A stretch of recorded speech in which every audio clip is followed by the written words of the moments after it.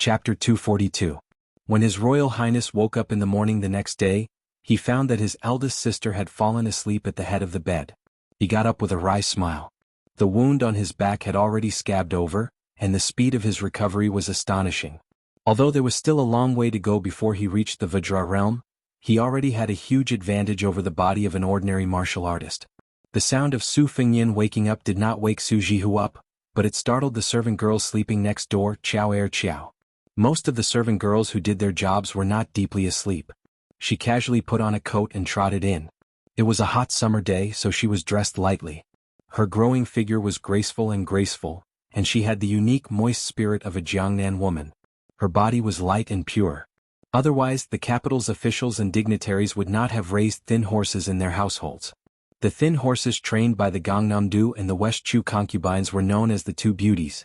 Su Fengyan raised his finger and shushed her, indicating for the budding young girl to be quiet. She glanced at His Royal Highness's naked upper body, and her small face flushed red.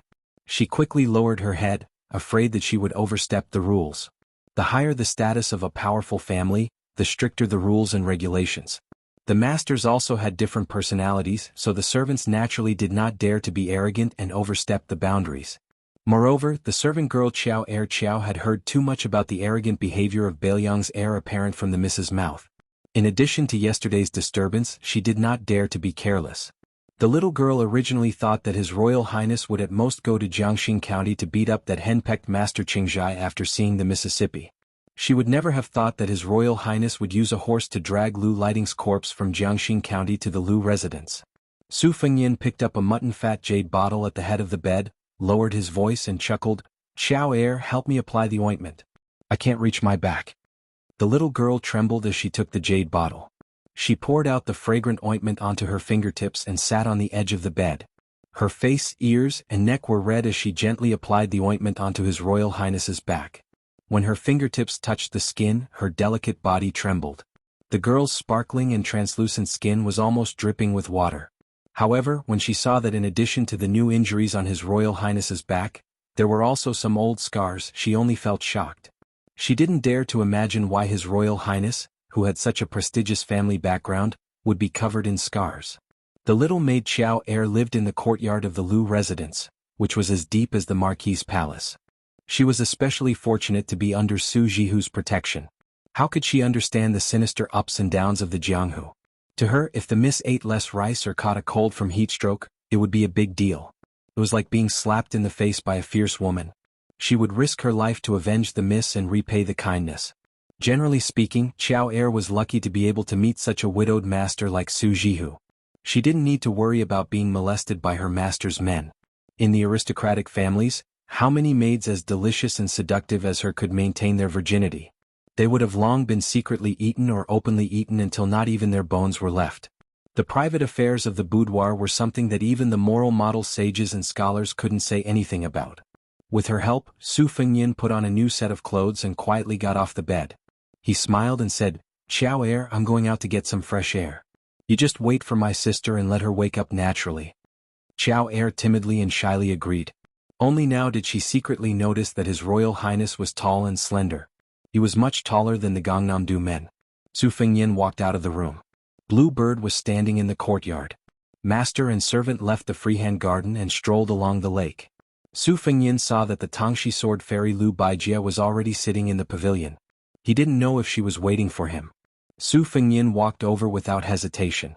Lu Baijia was the youngest of the 7 glittering jewels of the Lu family.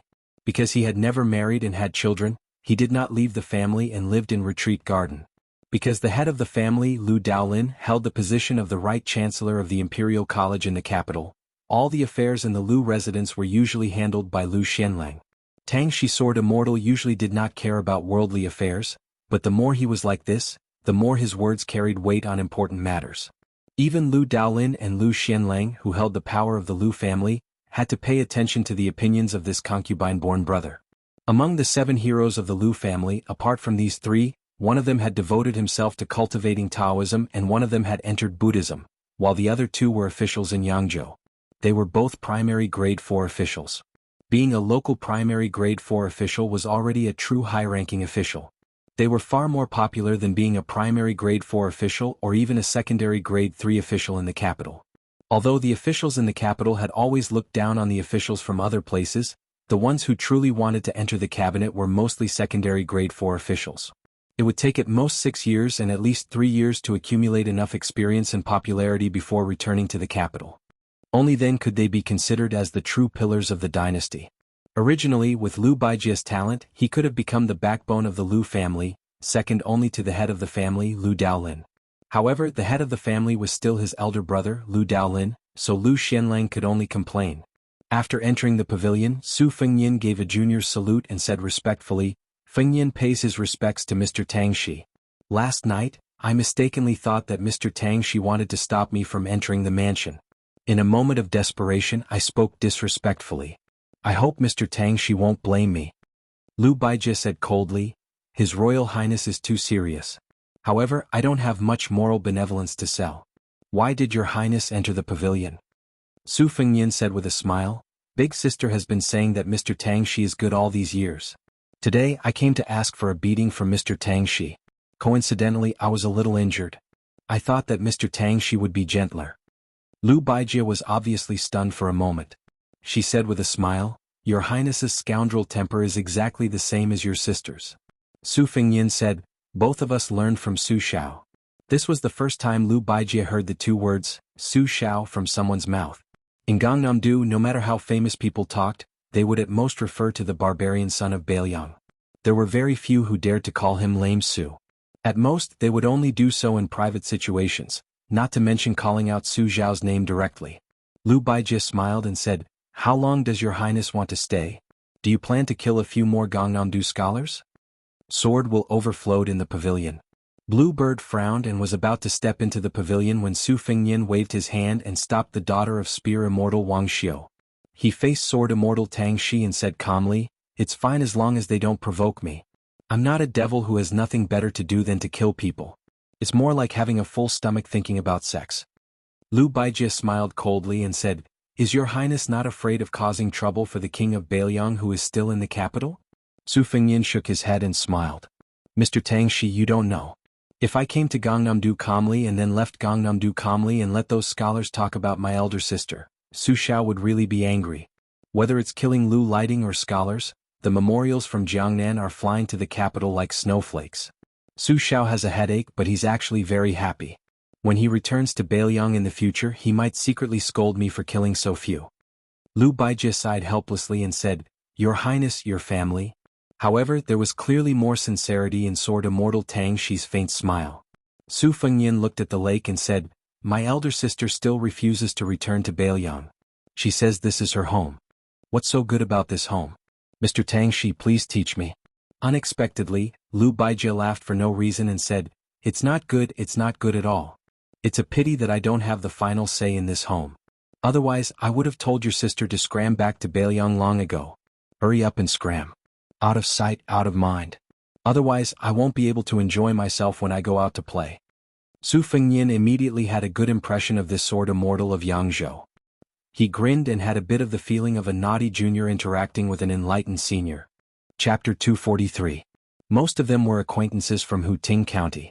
When they saw the widow Su Jihu get off the carriage, they immediately shut their mouths.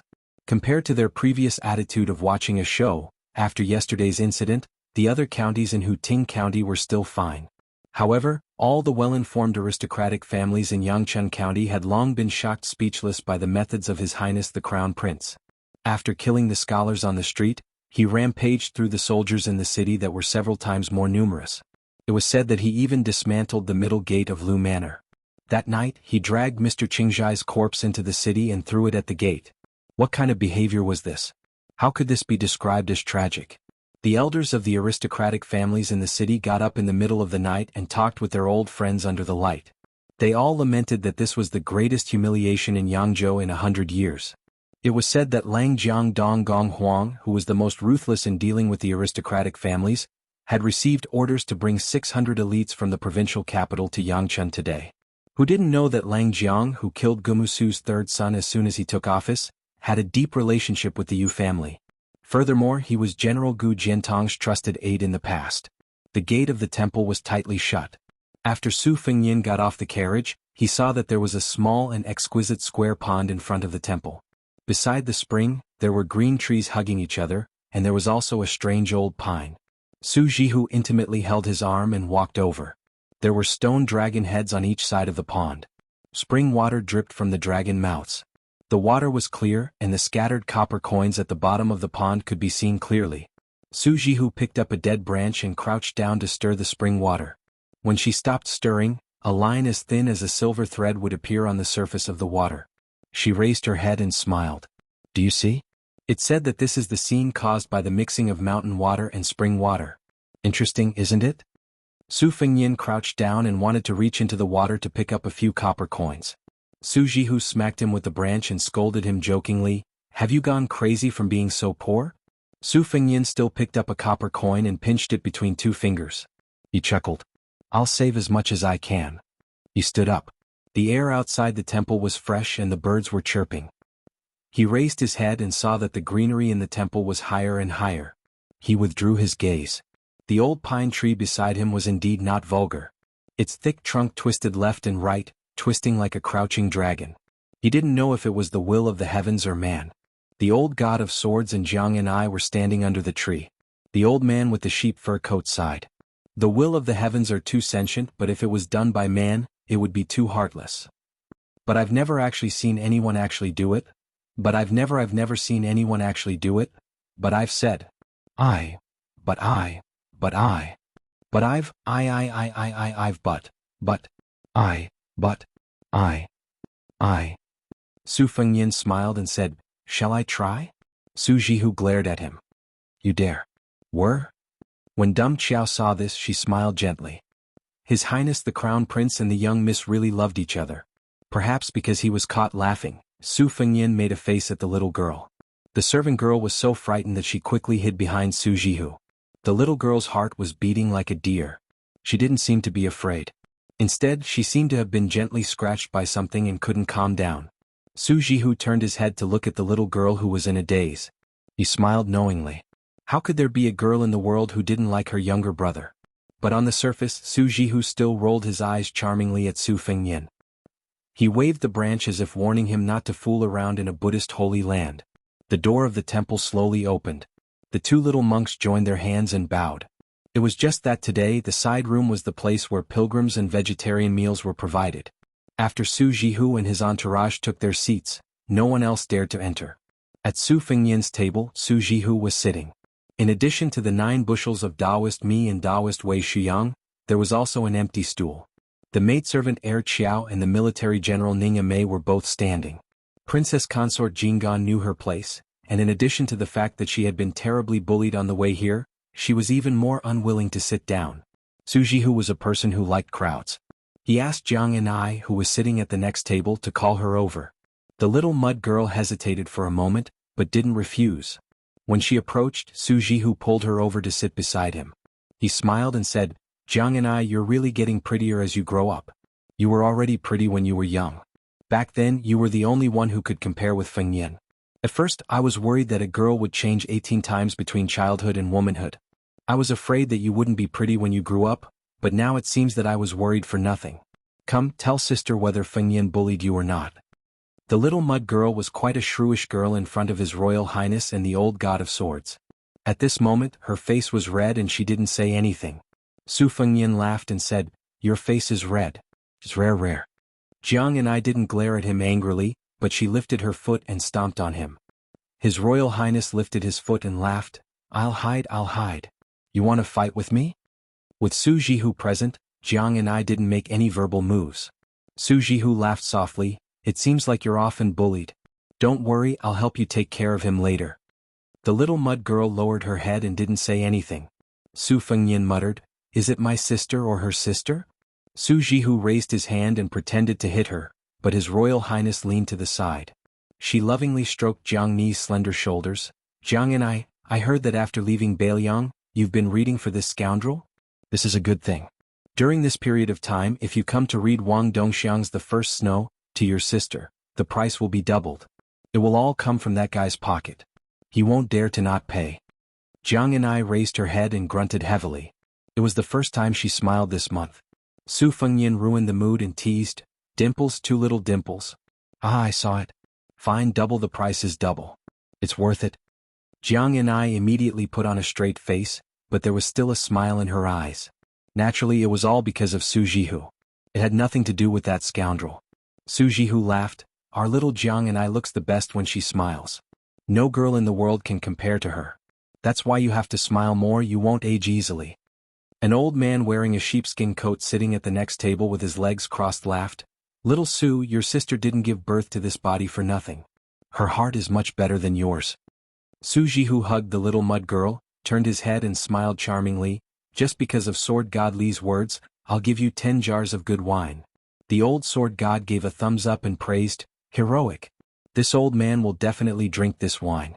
If anyone dares to make things difficult for you in Gangnam-do these days, this old man will be the first to go against them." Su Fengyan was vexed. "Why do I feel like I'm not a good person?" Jiang and I, who was in Su Jihu's arms, laughed, "You just realized." Su Fengyan was pleasantly surprised. "Look, you have dimples again." Jiang and I turned her head and was about to put on a straight face when Su Jihu gently poked her little dimple that could make all the men in the world drunk. She lowered her head and teased, "You cute girl. Sister is willing to let that guy leave Gangnam-do, but I can't bear to let you go." Su Fengyan stretched out his hand and slapped it on the table in front of Jiang and I. After retracting his hand, it was the copper coin that he picked up from the spring water. He shamelessly said, "I'll give it to you. Isn't that heroic?" Jiang and I hesitated for a moment. Probably because of Su Jihu's face, she reached out and took the copper coin and held it in her hand. After the vegetarian meal was served, Su Jihu ate the wonton and said, "Today there's a debate at Baogua Temple. Do you want to listen?" Su Fengyan said indifferently, "Up to you." Su Jihu emphasized, "You can listen but you're not allowed to fight or kill." Su Fengyan buried his head in a vegetarian bun and said, "Don't worry, Mr. Tang, she will definitely keep an eye on me." After breakfast, Su Jihu took him to see the peonies in Baogua Temple. Jiang and I and Li Chungang walked at the back. The little mud man took advantage of the fact that no one was paying attention and opened his palm. He peeked at the sweaty copper coin and then quickly clenched it tightly like a thief. The old god of swords who seemed to be looking left and right side in his heart. "Mother, you silly girl. You're going to be eaten alive for the rest of your life. Could it be that a small copper coin is more valuable than this old man's lifetime of swordsmanship?" Chapter 244. Most of the peonies in Baogua Temple had already passed their flowering period, so the two types of peonies, Yao, Huang, Wei and Zi, no longer competed for beauty.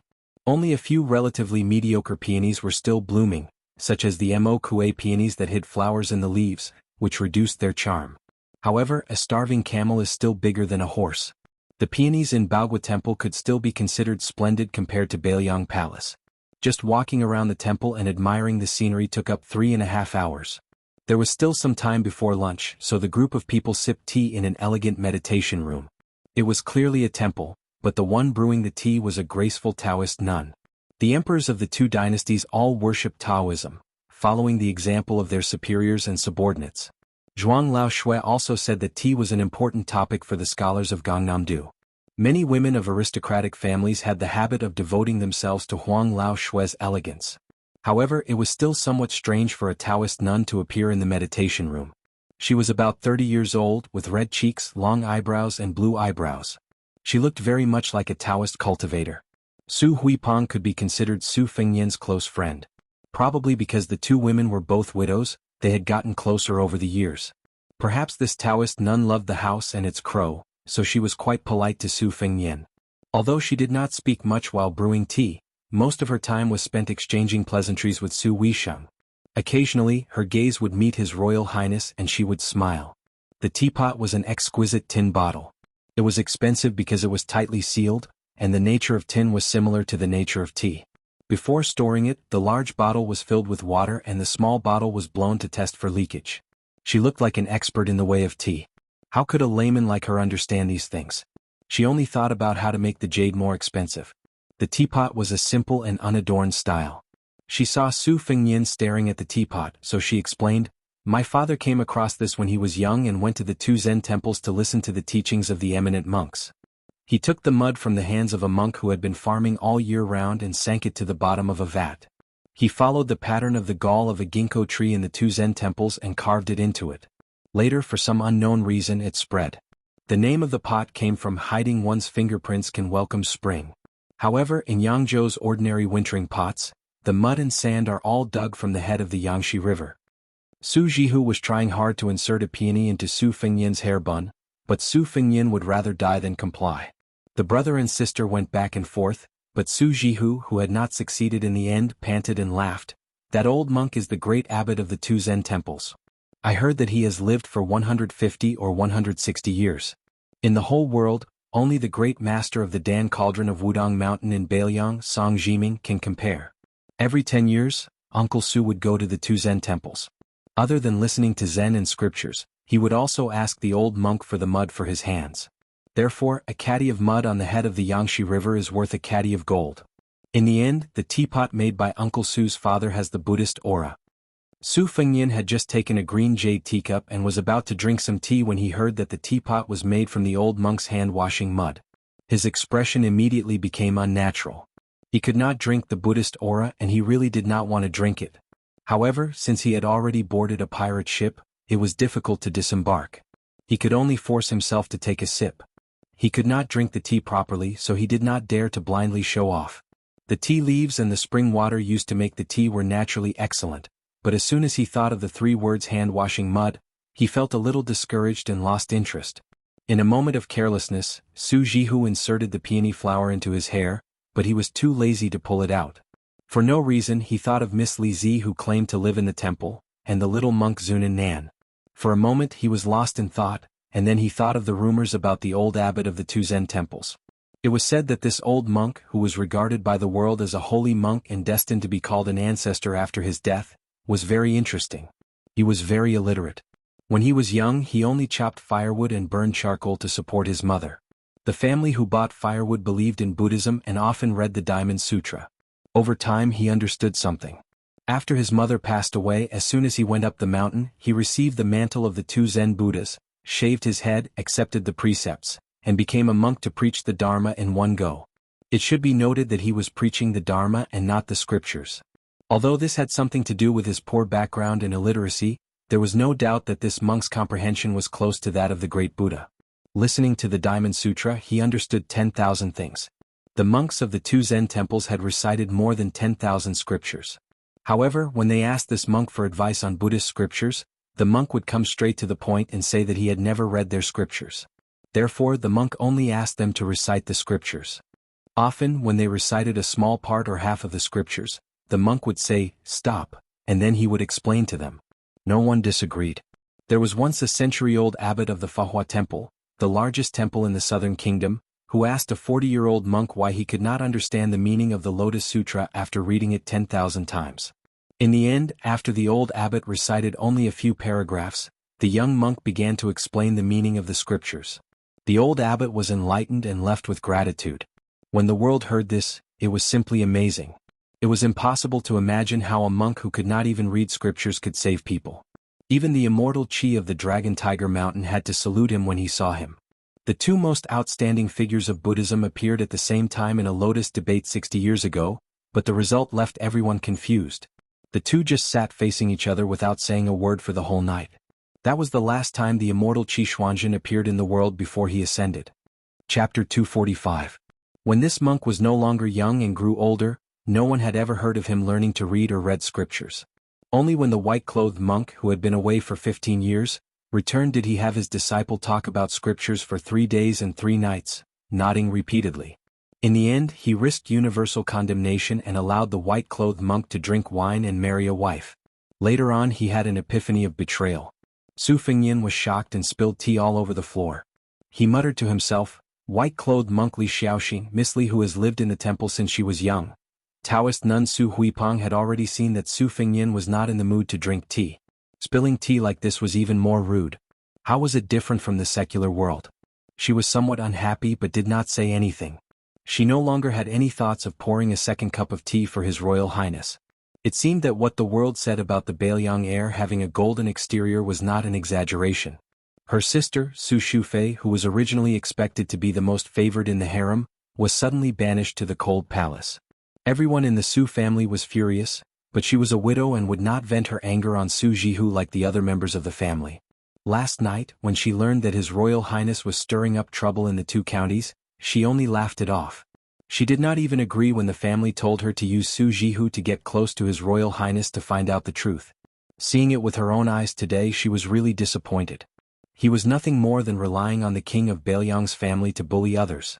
This was no different from the useless descendants of the four great clans in Yangzhou.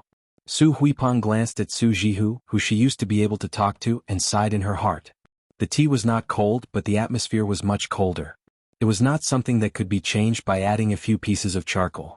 Su Jihu seemed to be close to ink and was not as quick to understand as before. He only said that he wanted to walk around Baogua Temple with his younger brother, and then left the meditation room. Su Hui sat quietly for a while, waiting for the group of people to leave. Then she slowly got up and walked out of the back door of the courtyard. She went straight up the tea mountain. After walking for half an hour, she finally saw a bamboo building. There was a bamboo chair under the bamboo eaves. An old man with snow-white eyebrows was sitting on it. On his knees was a shikigami with snow-white fur. The old man stroked the shikigami's head and looked at the mountain in the distance. The old man stretched out his hand and Su Hui sat upright on a small stool beside the bamboo chair. Before she could speak, the old man smiled kindly and said, "You came so early. You must be very disappointed." Su Huipeng said softly, "Old ancestor, you have a clear understanding of worldly affairs." The old man smiled and said, "That's good too. Since His Royal Highness can't be helped, then so be it. Us old fellows will also be relieved." Su Huipeng knew that her opinion might affect the future plans of the four great clans in Yang province. She said nervously, "Old ancestor, why don't you send someone to test him again? I'm afraid I'm wrong." The old man glanced at her. The Taoist nun, who already had a high status, was so scared that her delicate body trembled slightly. The old man stroked the shikigami's head and smiled. "What are you afraid of? Do you think a little girl like you will bear such a huge burden? That would be looking down on people like Cheng Lian, Su Gong and Lu Daolin. Yang province isn't that shabby." Su Huipeng's face was pale and she didn't dare to make a sound. The Minister of Personnel, Cheng Lian, was the head of the Yu family in Jiangxan. Lu Daolin was the head of the Lu family in Lake Pavilion. Dragon General Su Gong.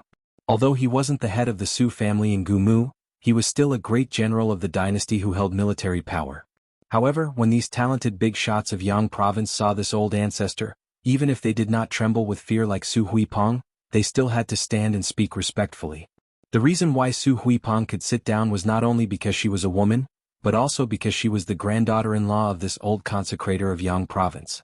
How could the foundation and power of the enormous Jiangnan scholars group be compared to the Green Party with only 100 years of foundation? Hong Jia's escape to the north was planned by the old ancestor. There was also the family traits that evaluated the ranking of the clans in the world. A total of 9 people from the dynasty participated. The old ancestor's ranking was even higher than that of the current Grand Secretary, Zhang Julu. This was because when the old ancestor was young, he was under the same master as the old Grand Secretary and the Grand Preceptor of West Chu, Sun Shiji. No matter how powerful Zhang Julu was, he still had to consider himself a junior. The old man gazed into the distance. Today's debate between kings and tyrants will probably have to pick up the wisdom of others again. Su Huipeng hesitated but didn't say anything in the end. The old ancestor was involved in the debate between kings and tyrants at the pinnacle of the past 50 years. Naturally, he had the right to say this. The old man sighed. The old Grand Secretary was lucky to have Zhang Julu surpassing him. Otherwise, with his ability, he would only be a paper hanger in the empire. He was destined to be unsuitable after the Spring and Autumn War. It's good that he died. Otherwise, he wouldn't be able to maintain his integrity in his later years. That old man's son from West Chu is miserable. In terms of reputation, the two of us added together can't compare to him. Now, among the scholars, he only loses to Su Rintu in terms of infamy. It's better for him to die. Su Huipeng only listened with an open mind. The old man heard the lion cat meow and lowered his head to look. He smiled. It's not good for that crown prince to not be able to rise. It's a good thing in the short term. In the long term, wouldn't we have lived in vain after being called old by Tang Shi Sword Immortal for so many years? Su Huipeng fell to his knees. The old man muttered, "What happened between you and Lu Baijie in the past is nothing. Get up. The ground is cold and it's not good to get cold. One has to be down to earth, but this isn't the way to do it." Su Huipeng stood up shakily and sat down again. The old man narrowed his eyes and said, "Go. Let that humble scholar meet His Royal Highness." With him coming up with plans for Bailiang, he won't lose to Zhao Guangling and Su Ren back then. This stagnant water will be revived. Su Huipeng stood up gently. The old man said calmly, "Go and recommend yourself to that crown prince. Only then can you completely sever your relationship with Lu Baijie." This female Taoist priest who had been pure of heart and few desires for many years didn't refuse. When she left, she bit her lip until it bled. Chapter 246. Su Huipeng walked along the tea mountain path and finally walked out of the great ancestor's field of vision. She stood among the tea bushes and looked at the yellow glazed roof pavilion at the top of the Baogua temple, lost in thought. Other than the blood from biting her lip, there was not much grief on her face. She did not hate the great ancestor's arrangement, she only hated the green-robed swordsman for not fighting back then. She cultivated wholeheartedly and had the ability to retain her youthful appearance. She looked like a 30-year-old woman, but she was actually close to 40. When she first met him, she was only 13. How many 13s could there be in life? She wiped away the blood and walked down the mountain with a gloomy face. Su Huipeng did not know that the green-robed swordsman had been watching for many years in the depths of the shade. After seeing her enter the Baogua temple, he slowly walked toward the bamboo building. The old man and cat were still there. The snowball-like Shih Tzu screamed. The dozing old Yangzhou minister of offerings raised his eyelids with some difficulty and looked at the unpolished jade carefully carved by the Lu family. This swordsman used to be so high-spirited. If it were not for the fact that he could not overcome the barrier of love, he would have gone very far whether he was an official or a swordsman. The old man comforted the frightened Shih Tzu on his knees and frowned. He asked calmly, "Did you hear that?" Tangshi sword fairy Lu Baijie nodded. He looked at the old man coldly with one finger on the scabbard. It looked like the ancient sword could be unsheathed at any time. With Lu Baijie's attainments in the sword evaluation, he could unsheath his sword very quickly. He did not need to show it deliberately. Of course, this was Lu Baijie expressing his position. If the old man did not take back his words to Su Huipeng, he did not mind doing another disgraceful act as Tangshi sword fairy and not as a disciple of the Lu family. So what if you are the old master of the Jiangxinyu family? I Lu Baijie have a sword in my hand and a clear conscience. Why should I care? Yu Jiankang's eyelids trembled. One of his hands was no longer stroking the snow-white Chowsi. Instead, his 5 fingers formed a claw and gripped the pet's head. However, he didn't use any strength. The Chowsi, which instinctively felt uncomfortable, didn't seem to understand. It turned its head. Yu Jiankang, one of the few people in the dynasty who had hopes of obtaining the posthumous title of Wenzhong after his death, suddenly laughed self-mockingly. As for the posthumous title of Wenjing, that was even higher than Wenzhong, the dynasty had been empty for 120 years. Even he didn't have any extravagant hopes. The old man only looked again at the distant green mountains. There were many mountains and rivers in Jiangnan, and he never got tired of looking at them. There was actually a rare hint of compromise in his light tone. He said softly, "Tangshi, you know that back then my original intention was for you to be the head of the Lu family." Lu Daolin was also willing. Lu Baijie rudely interrupted, "I don't want to." Old consecrator Yu Jian frowned and said, "You are unwilling to marry the pearl of the Yu family, unwilling to become the head of the Lu family, unwilling to be recommended to become an official, unwilling to be a general. As a child of the Lu family, Tangshi, do you know that there are too many things you are unwilling to do that are against the rules? If you didn't slack off like this, how could the Lu family even surpass the Bo family and the Yuan family and suppress you all?" Lu Baijie was silent. Her finger no longer touched the scabbard. The old consecrator sighed and extended his hand, indicating for this junior that he had once thought highly of to sit on the stool. After Lu Baijie sat down, Yu Jiankang, who had specially rushed over from Jiangxing County to Baogua Temple today, smiled. "It's a pity that she's not a descendant of the Yu family. The juniors of my family are more than steady but lacking in drive. They can only preserve what they have, and it's very difficult for them to revive. How would they dare to call us old fellows old farts? Even if they have resentment, they don't even dare to curse in their stomachs. At such a young age, they all have an unbearable stench of lethargy. Tangshi, do you know why I'm making things difficult for a girl like Su Huipeng?" Sword Immortal Tangshi shook her head. The old consecrator picked up the Persian cat with both hands and sighed. "How is she worthy of you?" Lu Baijie smiled bitterly. "But I just can't let go of her." The old man snorted coldly. "Your father had a son in his later years and he especially doted on you. Before he died, he even left a letter for me and Su Yinxing. Ignoring the rules of the sect, he didn't hesitate to hand over some of his family's assets and take the risk of inviting a wolf into the house. begging us to help you become the head of the Lu family. Do you really think Lu Daolin doesn't know this secret? I could have kept it a secret, but Su Yinxing had already revealed it to him. These past few years, Gumu has used the Lu family's influence to secretly grow stronger. The wolf has already entered the house, but you have greatly disappointed your father. It's true that Lu Daolin is a good person, but how can he take advantage of a group of treacherous people like Gumu's Su family? Let's not talk about the distant matters. Empress Zhao watched coldly from the sidelines and remembered all of this in her heart. Do you really think that Empress Zhao would be as close as sisters with that girl from the Su family? This time, the Crown Prince of Bailiang stirred up trouble and angered the Gangnam-do scholars. The 30,000 students of the Imperial College in the capital were incited. How can your brother be safe in the Imperial College? If nothing unexpected happens, Lu Daolin, who can't do anything inside or outside, will take the blame and resign as the right chancellor. Huan Shu, who has been fighting with your brother for many years, will naturally be happy to take advantage of the situation. The Lu family's setback in the capital, in the end, isn't it Yang Zhou's loss? If not, why would I, an old man with one foot in the coffin, come here? To listen to the boring difference between a king and a tyrant? Or to be threatened by you with a sword? Sword Fairy Tang, she said calmly, Uncle, aren't you afraid of playing the lute to a cow by telling me this?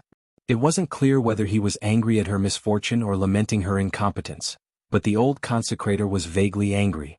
He raised his voice and said, Tang Shi, I can prevent Su Hui from doing that thing, but this time, you have to come out and share the burden of the Lu family.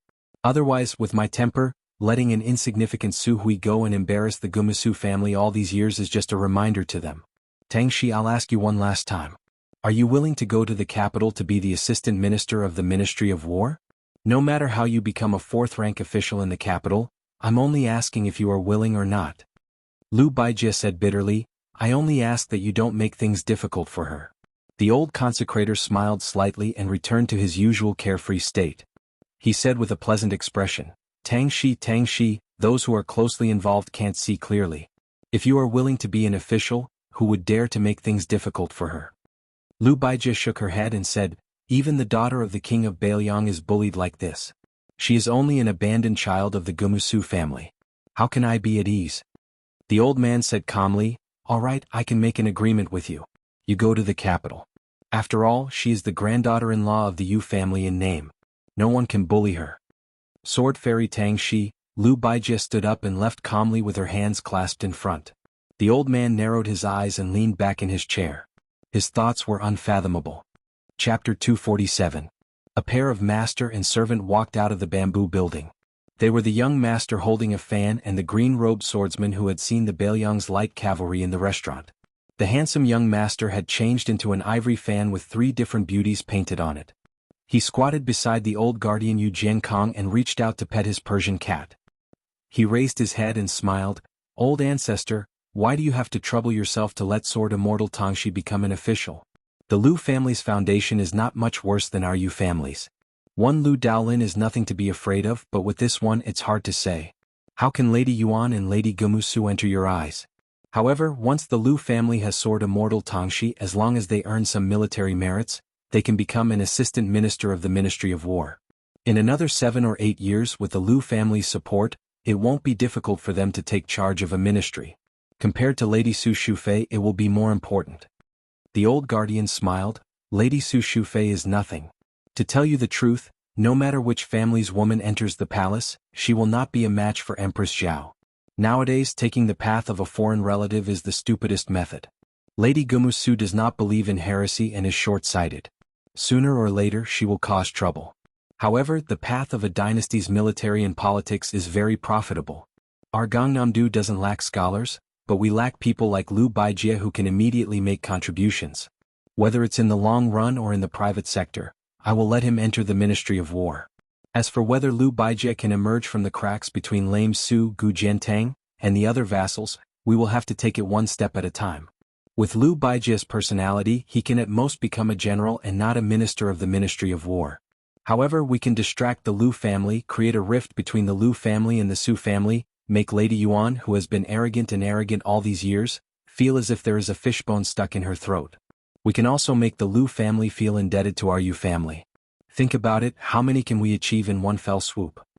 The young master held the fan with 2 fingers and smiled, 4. After pondering for a while, the young and handsome young master opened his fan and said carefully, "Ancestor, the Su and Lu families are in-laws after all.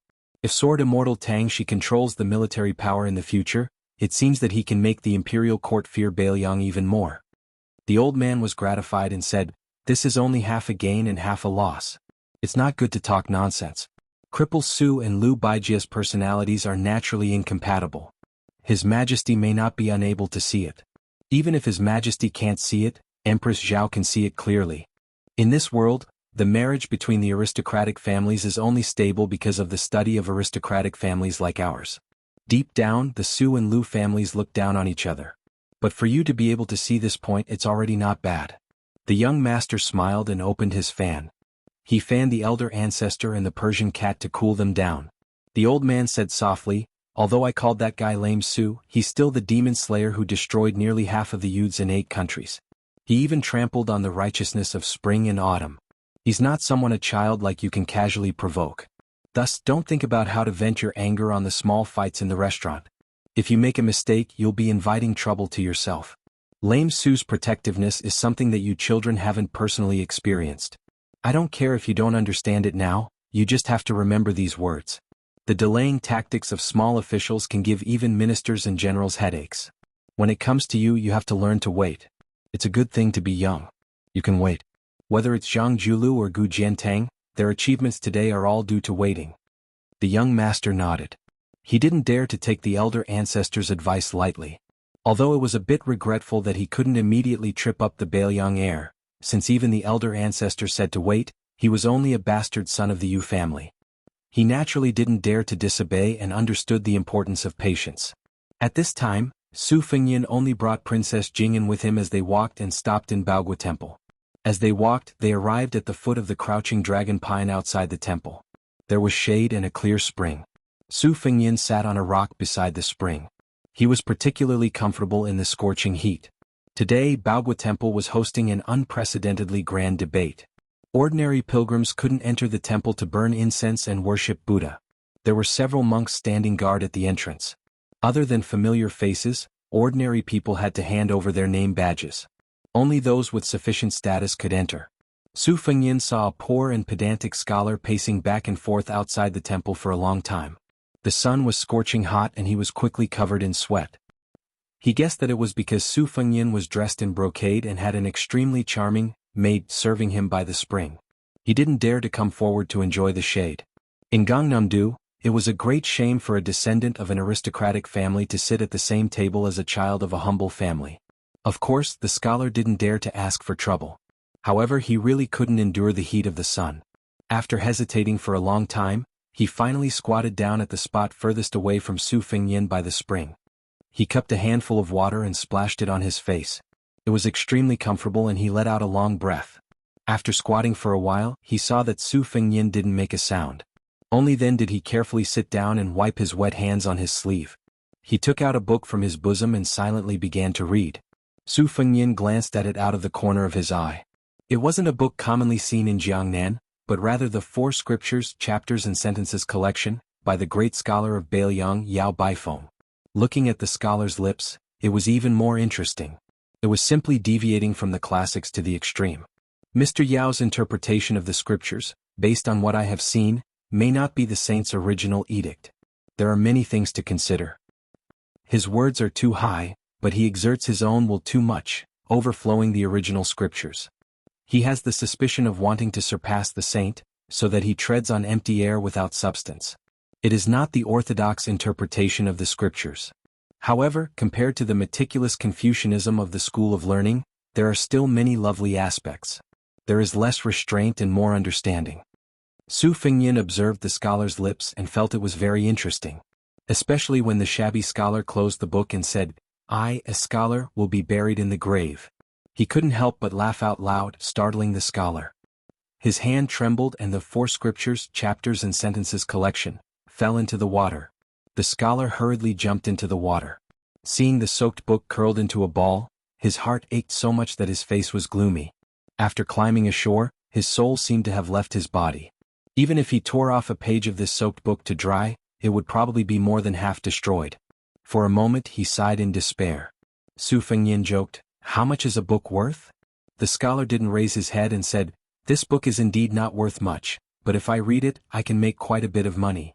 Su Fengnian clicked his tongue and said, "There is a saying that a well-read scholar sells the emperor, but you can't even enter Baogua Temple. Who cares about you?" The shabby scholar smiled and lowered his head, minding his own business. "Who said I was going to sell it to the emperor? The sage Xianxia governs the country and pacifies the world, but there is no such thing as the emperor." Su Fengnian bent down and picked up a watermelon that had been chilled for some time from the spring water. He reached out and knocked on it. Just happened to split into two. He smiled and said, "Do you want to eat?" The scholar raised his head with a puzzled expression. Su Fengnian smiled and said, "You don't dare?" The scholar didn't say anything and only frowned. Su Fengnian simply threw half of the watermelon over. The scholar was flustered and managed to catch it with great difficulty. Seeing Su Fengnian engrossed himself in eating, he lowered his head and ate a mouthful. The coldness penetrated his heart and lungs. Su Fengnian joked, "To be buried in the grave, what great ambition." The scholar paused for a moment. This time his heart and lungs were really cold. Chapter 248. The Confucian school of exegesis was the same as the Buddhist school of Buddhism. Exegesis was not the same as reading the scriptures, nor was it the same as talking about the scriptures. Both were things that only a great scholar could do. His Royal Highness, this poor and pedantic scholar in front of him, dared to make irresponsible remarks about Yao Bai, the great scholar of Confucianism, who was famous for his exegesis of the scriptures. As for the ambition of the so-called posthumous title of Wenzheng, it was even more shocking. Even the old consecrator of Yang province, Yu Jiankong, only hoped that it would be a great fortune to have a Wenzhong behind him. In the spring and autumn period, heroes vied for the deer. After Li Yang ascended to the throne, there was a clear standard for the posthumous titles of officials. The civil officials used Wenzheng as the leader, but this posthumous title had been vacant for 100 years. Wenzhen followed closely behind, and everyone in the court viewed it as the possession of Grand Secretary Zhang Julu. After that was Zhong Duan, Kang Yi and so on. Since Wenzheng and Wenzhen did not dare to hope for it, then Wenzhong became the most popular item for the various vassals and top civil officials in the dynasty. In today's world, in order to determine the status of aristocratic families, the number and weight of posthumous titles was undoubtedly an extremely important standard. Normal scholars did not dare to say that they would be posthumous to Wenzheng even if they died. Once exposed, if it was a small matter, it would be considered improper conduct. If it was a serious matter, it might even lead to imprisonment. The scholar's heart was pained when a book of the four classics fell into the water. It was clear that he came from a poor family. Having his thoughts exposed by an outsider, the scholar's panic disappeared in a flash. He soon calmed down and lowered his head to continue eating the iced watermelon. After Su Fengnian exposed his thoughts, he did not continue to be unforgiving. Instead, he was aroused by the posthumous title. It was natural for civil officials to have a posthumous title, and military officials were no exception. There were relatively few titles with the word military, but there were still 18 characters. Therefore, there was a saying that a real man should have 18 posthumous titles. The character E took the top spot. The first 9 were Yi Lai Ning Jing Ping Xiang Jing Min Su. It was rumored that great General Gu Jiantang had already given the posthumous title of Wu Jing. Yi Lai Ning San was still a huge suspense. Unlike civil officials, military officials often had lower posthumous titles. Generally speaking, it was a great honor to have one of the first 9 posthumous titles. This was related to how aristocratic families despised military officials. Of course, if a military official could have a posthumous title, it would be an even greater honor. This was only favored by those military officials who came from rich and powerful families.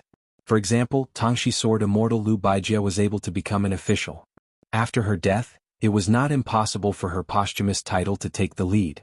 Su Xiao had never been too concerned about this. He always said that after 3 generations, it would be enough to have a passable posthumous title.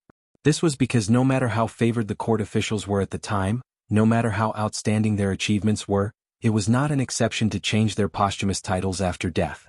Su Fengnian's absent-mindedness was awakened by a burst of cheers from the Baogua temple. It could be said that the debate between the kings and the tyrants had already begun. The other person was the eminent monk Yin Daolin of the Baogua temple. Shi Lin respectfully called him the motionless monk. He did not speak much, but when he spoke he was sure to amaze the world. His 2 famous battles with Lu Yen and Lu Xianlang, the Yi Xiang Yu Jia Xing, and the 4 Books of Talents, were both held at the Baogua temple. It could be said that the reason why the Baogua Temple could become the holy land of the Jiangnan Dao, other than the beautiful scenery and the borrowing of thousands of peonies from the Weizi Yao Huang, was mainly attributed to this elegant old monk who had a good reputation and a good reputation. The other person was the eminent monk Yin Daolin of the Baogua Temple. Shi Lin respectfully called him the motionless monk. He did not speak much, but when he spoke he was sure to amaze the world. His two famous battles with Lu Yen and Lu Xianlang, the Yi Xiang Yu Jie Xing, and the 4 Books of Talents, were both held at the Baogua Temple.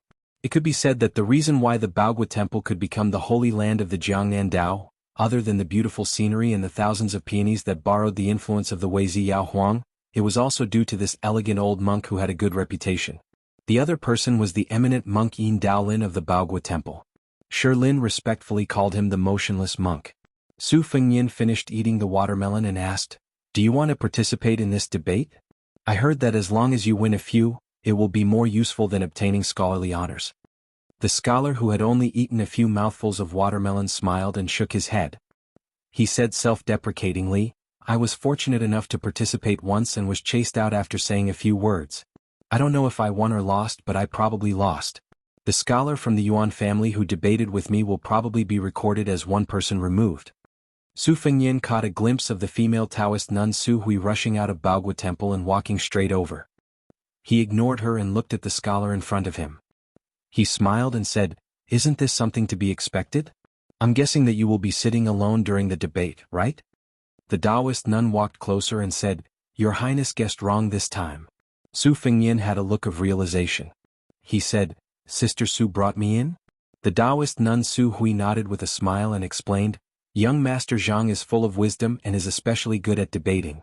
He is original and ingenious. He once asked me to explain the advantages and disadvantages of military and political affairs to Su Gong. The general commented that he did not stick to one pattern and that it was not easy to do." Su Fengyin was slightly surprised and said, "Oh." During lunch, he chatted with his elder sister Su Jihu about Su Hui's family background. The general of Gumusu's family, Dragon General Su Gong, was the mainstay of the family. This general, who was good at both military and political affairs, was born in a rich and powerful family. He presided over the military affairs of the 3 provinces in Gangnam-do. He had made a lot of bold and decisive reforms and tidied up the government. Su Xiao thought highly of this person. Since he could be praised by Su Xiao, who was known to be arrogant, he was naturally a very powerful character. As for the 6 matters that disappeared in Yangzhou, even Su Fengyin might not believe it. There was a copy in Su Xiao's study room and he circled a lot of it himself. As for how to strengthen the border defense and solve the financial problems, Su Fengyin had seen it with his own eyes, so there was no need to doubt its weight. On the way to Huding County, he had specially asked Lu Chuer to get a copy, but he did not expect it to be written by the poor scholar in front of him. He just did not know how this child Zhang was related to Su Hui. The relationship between a woman from a rich family and a poor scholar was just a beautiful scene in a novel about a scholar and a beauty. Especially in Gangnam-do, where family status was very important, it was even more unrealistic. This was probably the reason why Wang Dongxiang's The First Snow was so popular in Gangnam-do. During the banquet, Su Jihu bluntly talked about the grudges between Su Huipeng and Lu Baijie, as well as the Lu Yu and Su families. It was obviously impossible for this female Taoist nun to be tired of this poor scholar. This made Su Fengyin even more curious. Could it be that this scholar was really a great talent in running a country? Born in a poor family, it was really rare for him to have a strategic vision. Su Zhao's former right-hand men, Yang talent Zhao Guangling and Yin talent Li Yishan, were not poor scholars. They were real gentry families. Su Fengyin was just about to exchange some pleasantries when he found that Tang Shi Sword Fairy had also appeared. Su Hui's face immediately darkened and she turned a blind eye. Lu Baijie smiled bitterly. When the poor scholar saw this one of Lu's glittering 7 jades, he did not bow to her and seemed to be familiar with her. He took the initiative to bow to her, but he regarded himself as a nephew. This kind of arrogance would make a scholar's hair stand up in anger. Tang Shi Sword Fairy was a celestial figure, so what kind of person was this nobody? How dare he not avoid or retreat? Was he not afraid of dirtying the eyes of Mr. Lu Qi? Lu Baijie also seemed to have a good impression of the scholar. She gave him a few words of sincere encouragement before turning to look at Su Huipeng. She hesitated for a moment before saying, "I want to talk to you." Su Hui sneered and said, "Mr. Lu Qi has avoided suspicion for so many years. Why are you making an exception today?" Chapter 249. Su Fengyin and the poor scholar both automatically turned their heads. With a tacit understanding they decided not to look or listen. This pair of man and woman who had stirred up a great commotion in Gangnam-do, were in a deadlock. In the end, it was the female Taoist Su Huipeng who was defeated. She walked with Liu Baijie along the quiet and empty wall of Baogua Temple. Before leaving, Su Huipeng did not forget to bid farewell to His Royal Highness. Then she told the scholar that there was no harm in entering the temple to debate. She had already told Baogua Temple that no one would stop them. So there were only 3 people left by the spring. The scholar surnamed Zhang frowned slightly. Su Fengyin smiled and said, "My surname is Su and my given name is Xianxia. Dian as in classic, Xia as in sword case. What do you think of my name?" The poor scholar smiled and said, "Dian in the case cannot cry. A good name." Princess Jing and Pei Nanwei, whose face was covered with a veil, could not help but roll her eyes. Su Fengyin asked, "Since you have permission, why don't you go in and listen to the debate? As for me, I'm just an idiot. Since Sister Su said that your talent is not ordinary and I want to bask in your glory, I'll sit with you." The scholar asked in return, "Sitting with me, aren't you afraid of being laughed at by the scholars and celebrities?" Su Fengyin smiled strangely and did not answer. Instead, he turned his head and asked Princess Pei, "Tell me, am I afraid?" Princess Jing En, who had suffered a lot along the way, did not dare to ignore the question. Her tone was stiff and cold as she said, "Not at all." Su Fengyin was satisfied. He smiled and looked at the poor scholar. The latter sighed and nodded. He put down the finished watermelon and picked up the 4 classics, chapter and sentence collection, which had been exposed to the sun, and carefully put it into his sleeve. The 3 of them walked out of the shade of the ancient pine tree and walked toward Baogua Temple. Su Fengyin was in the middle, Princess Jing, and was on the left, and the poor scholar was on the right. There was a difference between who came first and who came first. As soon as the 3 of them left, Su Fengyin saw a little girl who had been wandering at the foot of the wall trotting to the spring. Previously, because of his presence, the sallow and skinny little beggar-like child did not dare to come forward to enjoy the shade, so she hid in the corner. After the 3 of them left, she finally gathered her courage and went to the spring under the tree. First, she lifted the 2 halves of the watermelon and placed them on a rock by the spring. But when she inadvertently met eyes with Su Fengyin, the little girl in ragged clothes turned pale and quickly put the watermelon back to its original place. Seeing that this rich and imposing child was not angry, she timidly squatted under the tree. The scholar was afraid that this aristocratic scholar who was familiar with Tangshi Sword Fairy and Su Huipeng would be unhappy, so he said softly, "This child is pitiful. She begs for a living and depends on her paralyzed grandfather. If it weren't for her, the old man would not have survived last winter. I taught her some words so that she can use some tricks when begging. Alas, her grandfather must have fallen ill again. Otherwise she would not have come to Baogua Temple to pick up copper coins. She doesn't dare to pick up too much each time. It's only a few copper coins, enough to buy half a basket of steamed buns, but it's enough food for her and her grandfather for several days. As for the watermelon," Su Fengyin said expressionlessly, "after slicing the watermelon rind, it can be fried as a dish." The poor scholar nodded after a moment of shock. Yes.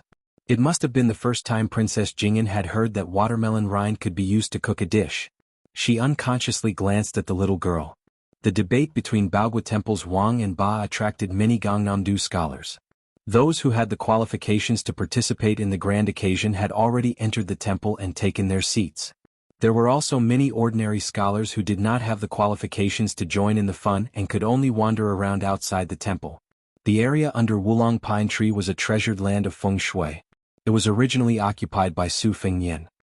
His Royal Highness was a dandy who did not need to speak and had a domineering arrogance. It was obvious that he was not a person to get close to. In addition, he came from the temple, so the scholars outside the temple could only stand far away. Most of them pointed at the servant girl, whose face could not be seen clearly but who had an enchanting figure. She was a feast for the eyes. In this world, when the rich and powerful went out, they usually looked at the people and horses. As for the noble and famous people, they looked at the beautiful women by their side. The female Taoist nun who came from a noble family was the first class. People like Su Huipu could only be found but not sought. Next, the beautiful and talented courtesans were also the first class. The young and beautiful maids in one's own residence were second. The more there were, the more it showed one's status. A great scholar in Gangnam-do, such as Yuan Jiangyan of the Yuan family, had once gone out with almost 100 young boys and girls. When the Su Fengyan finally made room, a few well-dressed young masters and daughters immediately went up to enjoy the cool air. The little beggar who had rolled up his trousers and bent down to pick up the money in the spring was undoubtedly an eyesore. A triangular-eyed young master sneered and kicked a watermelon into the spring, splashing water everywhere. The little beggar was so scared that he shivered and did not dare to pick up the copper coins anymore. He wanted to dodge, but he walked too fast in the water and accidentally fell into the spring, causing a burst of laughter. A woman from a noble family with heavy makeup gloated and scolded sharply, "Little bastard, who let you come here to pick up the wishing money? Aren't you afraid of being beaten to death by the monks in the temple?" The spring was surrounded by the rich and powerful young masters who were enjoying the cool air. The little beggar had nowhere to hide and could only stand in the spring. He lowered his head and said with red eyes, "The temple said that as long as I pick up a few copper coins each time, it's not a big deal." The woman shouted, "You still dare to talk back?" She was angry.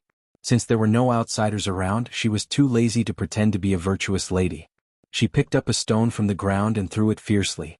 The little beggar instinctively dodged, but the woman did not hit him. She was already angry because she was not allowed to enter the temple, but now she was even more annoyed. She picked up a stone the size of an egg and laughed gloomily, "You still dare to dodge? If you dodge again, I'll break your legs." She threw the stone with all her strength and it hit the little beggar's chest with a thump. The men and women around her clapped and cheered, praising her accuracy. The little girl's thin and weak body could not withstand such torment. She swayed and her face was pained, but she still did not dare to dodge. She stood in the water and said with a sobbing tone, "I won't dare to pick it up again. I won't dare to do it again." The young woman sneered and picked up a few more stones. She even distributed them to her friends. It was better to be happy together than to be happy alone. They prepared to play a game similar to throwing bamboo arrows into a pot. Gangnam-do scholars always had the custom of throwing pots in a song to liven things up. Many famous scholars were good at blind throwing screens and back throwing. The dragon general Su Gong could even fill a pot with more than 100 bamboo arrows. In the end, it presented a scene like a forest of arrows and mountains of arrows. This throwing pot could be considered the evolution of shooting in the 6 arts of gentlemen. It was very popular in Gangnam-do. However, today the bamboo arrows were replaced with stones and the pot turned into a little beggar. In the eyes of the young masters and ladies, it was a different approach to achieve the same result. Those who got the stones were eager to try and aim. It seemed that they did not care if the little beggar's body could withstand a few throws. To Gangnam-do scholars, smashing a little beggar to death was nothing. The poor scholar, who already had one foot in the door of Baogwa Temple, apologized and ran back. He angrily said, "Stop." With this roar, the foppish young masters and ladies were stunned. However, it was only for a moment. They looked at each other and laughed, no longer paying attention. The 2 impatient young masters instead increased their strength and threw stones at the little beggar in the water. One hit his chest and the other hit his arm. The little beggar bit his lip and did not dare to make a sound. He only crouched in the cold spring water that reached his knees and curled up. Where was the human heart not colder than water? However, the little beggar, who was in extreme pain, still squeezed out a pale smile. He said to the poor scholar who stepped forward bravely, "Brother Zhang, it's okay. It won't hurt after a few hits." It won't hurt. How could it not hurt? Facing Liu Baijia and Su Huipeng, the most outstanding young masters in Yang province, the poor scholar could still jump into the water without being servile or overbearing. He no longer cared about whether or not the books in his sleeves would get wet. He stood in front of the little beggar to protect him. His face was mournful. Looking at this group of gentry men and women who relied on their families for their entire lives, there was no greater sorrow than a dead heart. He did not even question them. The arrogant woman who started it all had a face of disdain. She said condescendingly, "Where did you come from, you poor pig?" At this time, a mellow voice came from behind the gentry. "I came from Baelyang." Chapter 250. In Gangnam-do, the scholars formed a forest, and the commoners from the poor families relied on the scholars to grow trees and weeds. Cutting down a few bad trees and weeds was not a big deal. However, the scholars from the big families were proud of their status and did not deliberately target the commoners. They probably felt that it was beneath their status. However, the disciples from the Renmin and the Li sect, who were a notch higher than the poor families, were particularly bad. They spared no effort to show off their status. The young masters and daughters from the Baogwa Temple who made things difficult for the little beggars belonged to the category of neither high nor low. They wagged their tails and begged for pity. The noblemen's farts were fragrant. However, when they squinted at the people below them, the commoners would feel that they were vulgar even if they wrote a real beautiful article. Needless to say, these two groups of people had excellent eyesight. They were able to see through the poor scholar's family background with a single glance. Of course, they were unscrupulous. However, when they turned around and saw the young man who claimed to be the crown prince, they were somewhat apprehensive. After all, the tailoring and texture of his luxurious clothes, as well as his superior aura, could not be faked. The heir was a title that only the legitimate sons of the kings and dukes in ancient times could have. In the past 500 years, the noble families gradually took control of the government. It was only then that it became more widespread. The descendants of the kings and the legitimate sons of the big families could be called heir. In Gangnam-do, the descendants of generals were the descendants. Other than the children of General Su Gong, no one dared to go out with a sword. Moreover, General Long Xiang was originally from the Gu Musu family and was not an orthodox family of generals. Gangnam-do advocated feather fans and silk scarves and ox cart wielders. They did not like the swords and sabers that were used by low-level rangers. Then who was the heir in front of them? For a moment they were a little uncertain. After all, this unbelievably handsome guy was talking and laughing with Mr. Tang Shi and Miss Su. No matter how they guessed, he could not be an ordinary person. But then again, if his family was really extraordinary, why would he hang out with the poor scholar in the spring? In Gangnam-do, there were more than a pair of hands who were qualified to be called heir. However, they had never heard of any heir who liked to carry a sword. Did he come from Bailiang? Was he born in the wild Bailiang, or had he just returned from his travels? The woman who was the first to make trouble for the little beggar felt her eyes brighten. She had no time to think about it. She sighed inwardly, "What a handsome child. He's so good-looking. It would be even better if he didn't wear a saber so rudely." She secretly let go of the stone in her hand and threw away the stone in her hand. She looked coquettishly at the unfamiliar heir, who was walking towards her. Just as she was about to bend her waist and salute him, Su Fengyan was a little bored. It seemed that these guys did not understand his words. They did not associate him with the devil of Bailiang who killed Lu Lighting. Otherwise, this woman would not have the guts to flirt here. Gangnam-do was different from Bailiang, where only he could call himself heir. Heir was not that valuable. If the eldest legitimate son of a big family called himself heir, no one would chase after him. In Bailiang, if anyone dared to do so, they would have been visited by Su Fengyan with his servants and dogs. Su Fengyan smiled and slowly pulled out his saber. He was about to kill. Throwing a pot is very elegant, isn't it? I don't want to take these heads, so I'll take the arm. Aren't Gangnam-do good at cursing people? I'll keep your mouths open. Su Fengyan's subtle movement seemed to be noticed by the poor scholar. He said softly, "No." Su Fengyan turned his head and asked with his eyes. The poor scholar tilted his head, indicating that there was still a little girl standing behind him who had no one to rely on in Yangchun. How could the little beggar withstand the revenge after this? Su Fengyan frowned. His thumb was still on the hilt of his Xiaodong saber. The group of belated disciples finally regained their senses.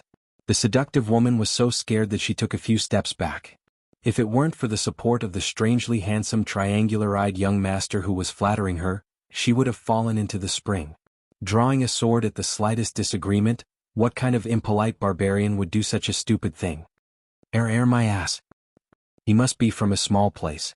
Yamen was a special name for the descendants of officials in Gangnam-do. The military camp used animal teeth as decorations, and the camp gate was also known as the Tooth Gate. Therefore, Yamen was a very good image and soon spread. However, in Gangnam-do, no matter how big the Yamen was, it was extremely disliked. General was a derogatory name given by scholars, so how good could Yamen be? Unless it was in the border towns where there were vassals stationed and the military officers were powerful, Yamen had the capital to be arrogant. Families had a genealogy. Naturally, the children of officials and rich families were also ranked according to their ranks. Not to mention the capital where there were as many influential people as there were hairs on a cow. In the local areas, the eldest son of a rich family, the son of a provincial governor and a supervisor of a case, were of course the first class of young masters.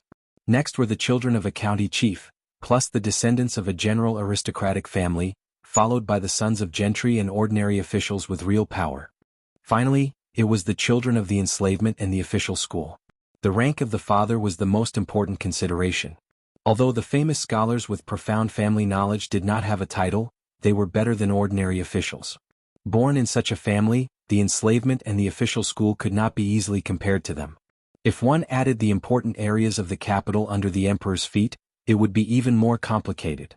Those palace scholars, 6 ministers, several great generals, deep-rooted families with hundreds of years of history, among them were the powerful officials and retired meritorious deeds, and then there was the extremely reclusive son of a distant relative. These prominent circles were intertwined. Who could distinguish between them? But apart from the capital, there was one thing that everyone knew.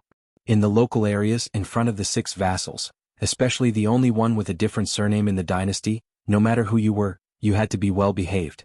If you were a snake, you had to coil up. If you were a tiger, you had to lie down. Among the vassals, Zhao Ying, the Duke of Huainan, was the most aloof, but who dared to underestimate the Duke of Huainan's crown prince?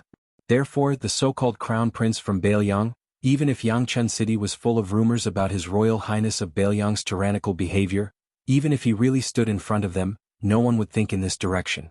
He was really too outstanding. Su Fengyin curled his lips and quietly returned the embroidered winter to its scabbard. He somewhat missed the time when he was domineering in Beiliang. On his left was Qingcong, on his right was the Yellow Emperor, and behind him was the evil servant. Although it was not presentable, it was really satisfying to think about it. At that time he did not practice the saber, so he did not have a fancy posture. But every time after the dust settled, he rolled up his sleeves and performed a set of deadly 18 kicks or something. The group of foppish girls was probably a little afraid of the 2 sabers at their waists, so they did not puff themselves up at their own cost. One by one they dispersed and gathered in the distance. They whispered to each other, convinced that this foreign crown prince was an abominable person who did not know what etiquette was. Su Fengyin did not bother to make a fuss. Otherwise, the king of Jing'an's crown prince Zhao Sun, who had been tormented like a drowning dog, would complain. There was no reason to put him on the same level as these ant-like descendants of the servants. Su Fengyin jumped into the pool, bypassed the poor scholar, and reached out to help the little beggar up. He felt her chest. His Royal Highness had suffered several hardships, and a long illness had turned into a doctor. He used Wudong's big yellow palace to slowly remove the clotted blood for the little girl. The little beggar did not dare to move and stood timidly. Fortunately, her face was no longer pale. Su Fengyin saw that the little girl was very nervous and did not dare to look at him directly. He did not know how to comfort her. He only said to the poor scholar, "It's all right." The poor scholar felt relieved. He hesitated and did not say thank you. Princess Jing'an saw His Royal Highness roll up his sleeves and pick up a handful of more than 20 copper coins from the pilgrim's wishes. He handed them to the little beggar. She did not take them. She looked at the scholar with a panicked expression. Seeing Brother Zhang nod, she stretched out her hands, which were yellow from years of frostbite. Su Fengyin said, "Let's continue to listen to Wang Ba's argument. Bring her along." Then His Royal Highness picked up the 2 halves of the watermelon.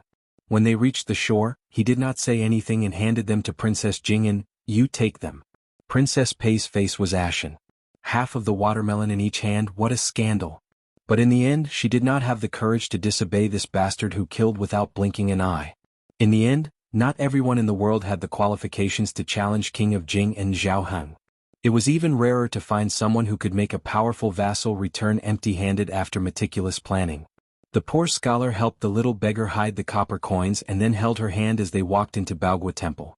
This kind of behavior was against the rules, but if he did not do so, who knew if those fancy pants would vent their anger on the child next to them? He would just treat it as asking for a medium-sized protective talisman for her. He could only hope that those children of Yangchun City would be a little smarter. The poor scholar stepped over the threshold of the great temple and saw Su Xianxia in front of him. His brocade robe was soaked through. He smiled, somewhat incredulous. Su Fengyin seemed to have guessed his thoughts. He did not turn his head as he led the way. "Don't think that I'm a good person. Those people bully this child and I bully them. We're all the same." When the poor scholar heard this extremely mocking remark, he could not help but laugh. Princess Pei, who had a stomach full of endless grievances, deeply agreed. Chapter 251. The Baogua Temple was full of people. Excluding the 100 or so scholars who could participate in the Tsushui debate, there were about 300 to 400 spectators. The pavilions were all crowded with people. Su Fengyin went straight ahead and chose a relatively empty corner. He knocked on 2 relatively insignificant scholars with his embroidered winter scabbard, hinting them to move aside and let him sit on the mat. The scholars who could sit here were not simple. The debate of kings and tyrants was at the critical moment when they were suddenly interrupted. The two Gangnam-do scholars were about to reprimand him when they saw this barbarian coming out of nowhere with his scabbard and making a throat-slitting gesture. They were so scared that they had no choice but to sit on the mat with the scholars nearby. After Su Fengyin sat down, he beckoned the poor scholar to sit with him. The latter did not stand on ceremony. After sitting down, he looked absent-minded as if he had mixed feelings. Su Fengyin looked up and saw a middle-aged scholar with a long beard standing and speaking generously at a place far away. He was tall and slender, with 3 strands of beard floating in the air. He could be called a bearded man. Almost every sentence he spoke drew cheers from the audience. His cadence was very infectious. Every time he paused, there was a gap for the audience to clap. Obviously he was an experienced scholar. Su Fengyin was not interested in the debate of kings and tyrants, nor was he good at it. Naturally, he did not feel anything when he heard it. On the contrary, the poor scholar sitting cross-legged closed his eyes and murmured to himself, "Righteousness, profit, kings and tyrants." The sages of the previous dynasty did not have a deep understanding of it. This dynasty unified the country. First, the 2 chancellors of Shangyin Academy distinguished the natural order and human desires. Later, the Yao, Lu and Zhu families each had their own opinions. Only then did the truth come to light, so we scholars did not fall into the clouds and mist. Yuan Honghu considered himself a refined scholar who respected the king and the despicable tyrant. He criticized the use of both righteousness and profit. He believed that this kind of attitude would only destroy the foundation of Confucianism. In the end, he abandoned the way of the king and respected the way of the tyrant, and then fell into the way of the legalism. Su Fengyin was a layman, but he could still get the gist of it. He turned around and asked, "Is this person trying to reason with the heavens and think that Wang Ba is different?" The poor scholar opened his eyes and nodded. He sighed and said, "Yuan Honghu has always insisted that the prosperous era of the ancient times was the prosperous era of the king. The current prosperous era of the dynasty is just the decline of the tyrannical era. He believes that the people of the world are too ambitious. This trend cannot be allowed to grow or else a great disaster will befall." Su Fengyin smiled and said, "Aren't you afraid that Beijing will be angered by your words?" The poor scholar shook his head and said, "I don't know if what I said is right or wrong. It is indeed from the bottom of my heart. Let's not talk about whether the imperial court will mind. How can a scholar keep quiet because of this? Although I believe that where one succeeds, there is virtue, and where things come to their aid, there is justice.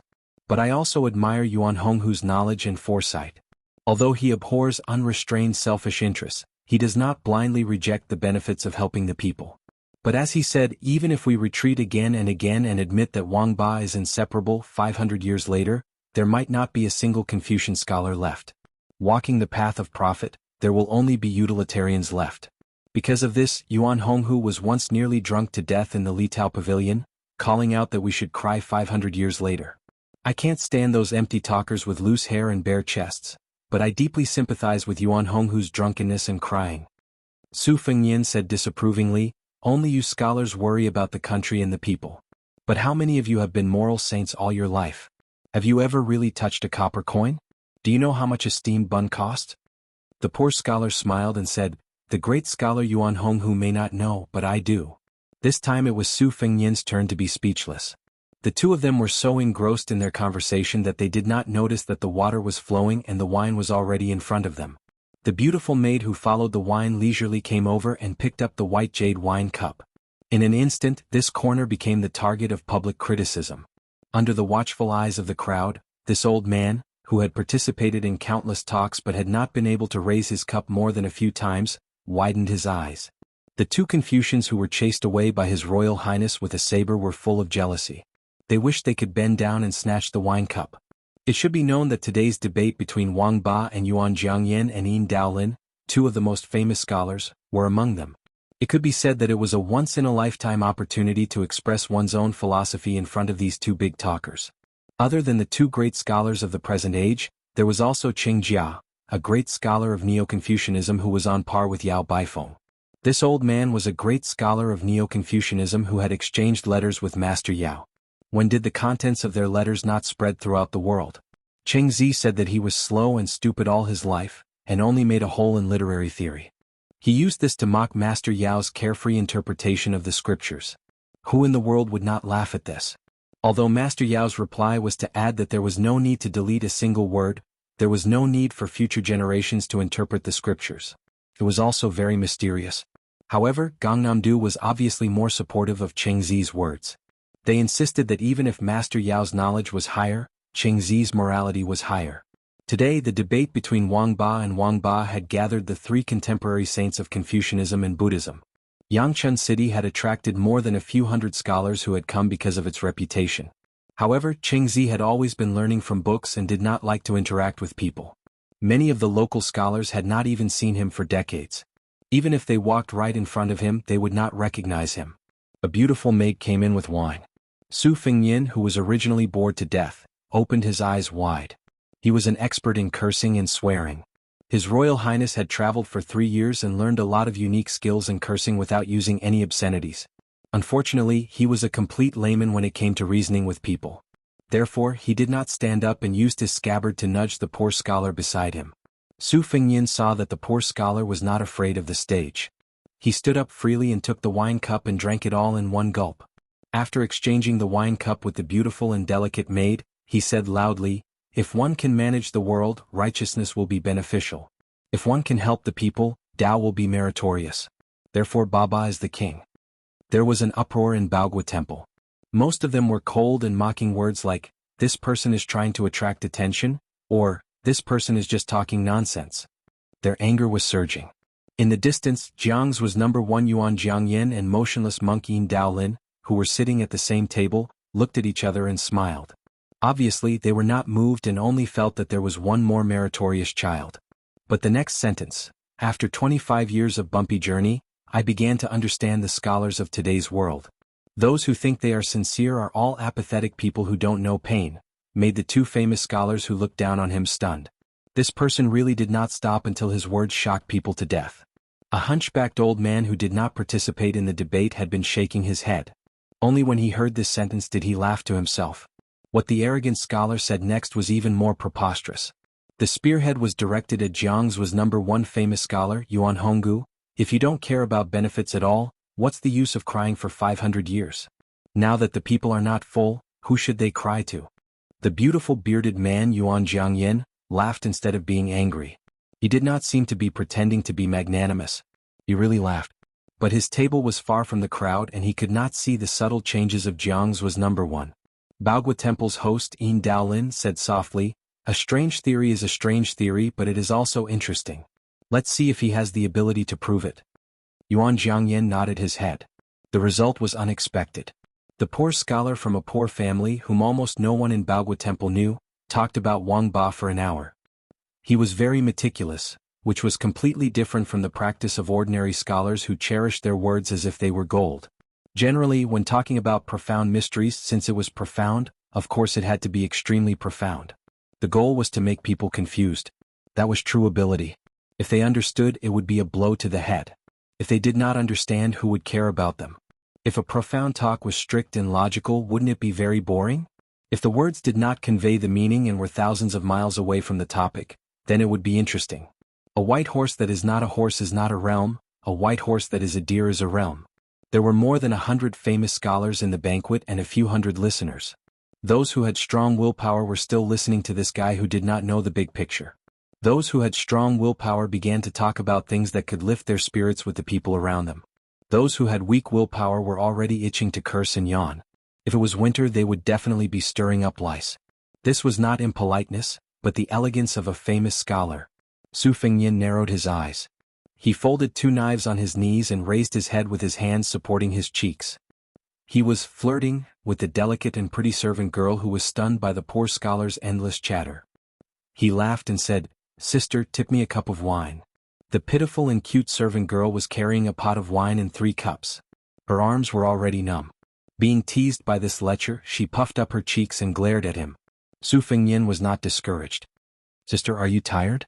Sit down and rest for a while? Do you want me to help you carry it?" She glared again when no one was paying attention. This young master looked quite upright. How could he be so unrestrained? Su Fengyin smiled brightly and asked relentlessly, "Where is sister from? Where do you live? How old are you?" Princess Consort Jing, and wished she could dig a hole and bury His Highness the heir apparent so that he wouldn't embarrass himself in public. Fortunately, no one paid attention to this young master who was flirting with the servant girl because Yuan Jiangyan, who had not debated with anyone in public for 10 years, spoke out for the first time. Yuan Honghu's talent and learning were the best on the left side of the river. If one traced back a little, one could see that the scholar's concept of using both the king and the tyrant came from the same root as Mr. Ji Shang of the Xianxia Academy. In those days, this Mr. Ji Shang only needed to win 2 out of 3 debates to become the Grand Chancellor of the Academy. However, he first won the debate of name and reality, then lost the debate of heaven and man. The last debate should have been the debate of the king and the tyrant, but Mr. Ji Shang unexpectedly gave up. However, everyone knew that this Mr. De advocated using both the king and the tyrant. Yuan Jiangyan asked in a low voice, Beiliang Xiao Shui is only dabbling in Zen, but you clearly talk about utilitarianism. Those who study Zen will search for the top, but they will not be able to find their way. They will leave and turn back. If you talk about utilitarianism, the scholar will learn and see immediate results. If you are lucky and forget about righteousness for the sake of profit, how will the future generation live? We scholars and common people laugh for a while, but the younger generation will cry for 100 or 1,000 years. Is this what you call a tyrant? There was an even bigger uproar. Yuan Honghu's words clearly implicated the eminent monk Yin Daolin, who was close at hand. It could be seen that this #1 scholar of Jianghu really attached importance to the scholar who everyone thought spoke without thinking. Everyone's spirit was shaken and they began to sit upright and still. Su Fengyin was shamelessly flirting with the beautiful servant girl who was carrying the wine when he caught a glimpse of elder sister Su Jihu, who was in a yellow glazed roof pavilion, making a threatening gesture of knocking a chestnut. He rolled his eyes and was about to say a few more words to the servant girl when he caught a glimpse of a middle-aged Confucian who was staggering toward the pavilion. The old god of swords blocked the steps of the pavilion, his sword intent bursting out. Even when facing the Su of Gojoseon Wu Luding, he had never shown this kind of attitude as if he was facing a great enemy. His Royal Highness suddenly stood up. His figure flashed again and again. He shuttled through the crowd like a fish. Su Fengyin approached the pavilion and saw that when the green-robed Confucian was 20 steps away from the pavilion, he waved his sleeves as if he was trying to brush away the dust to show his great respect. Then he suddenly knelt down. The Confucian cried mournfully. He gritted his teeth and said each word. His voice wasn't loud, but it exploded in Su Fengyin's ears. West Chu's criminal Chao Changqing greets Your Highness the Princess. Chapter 252.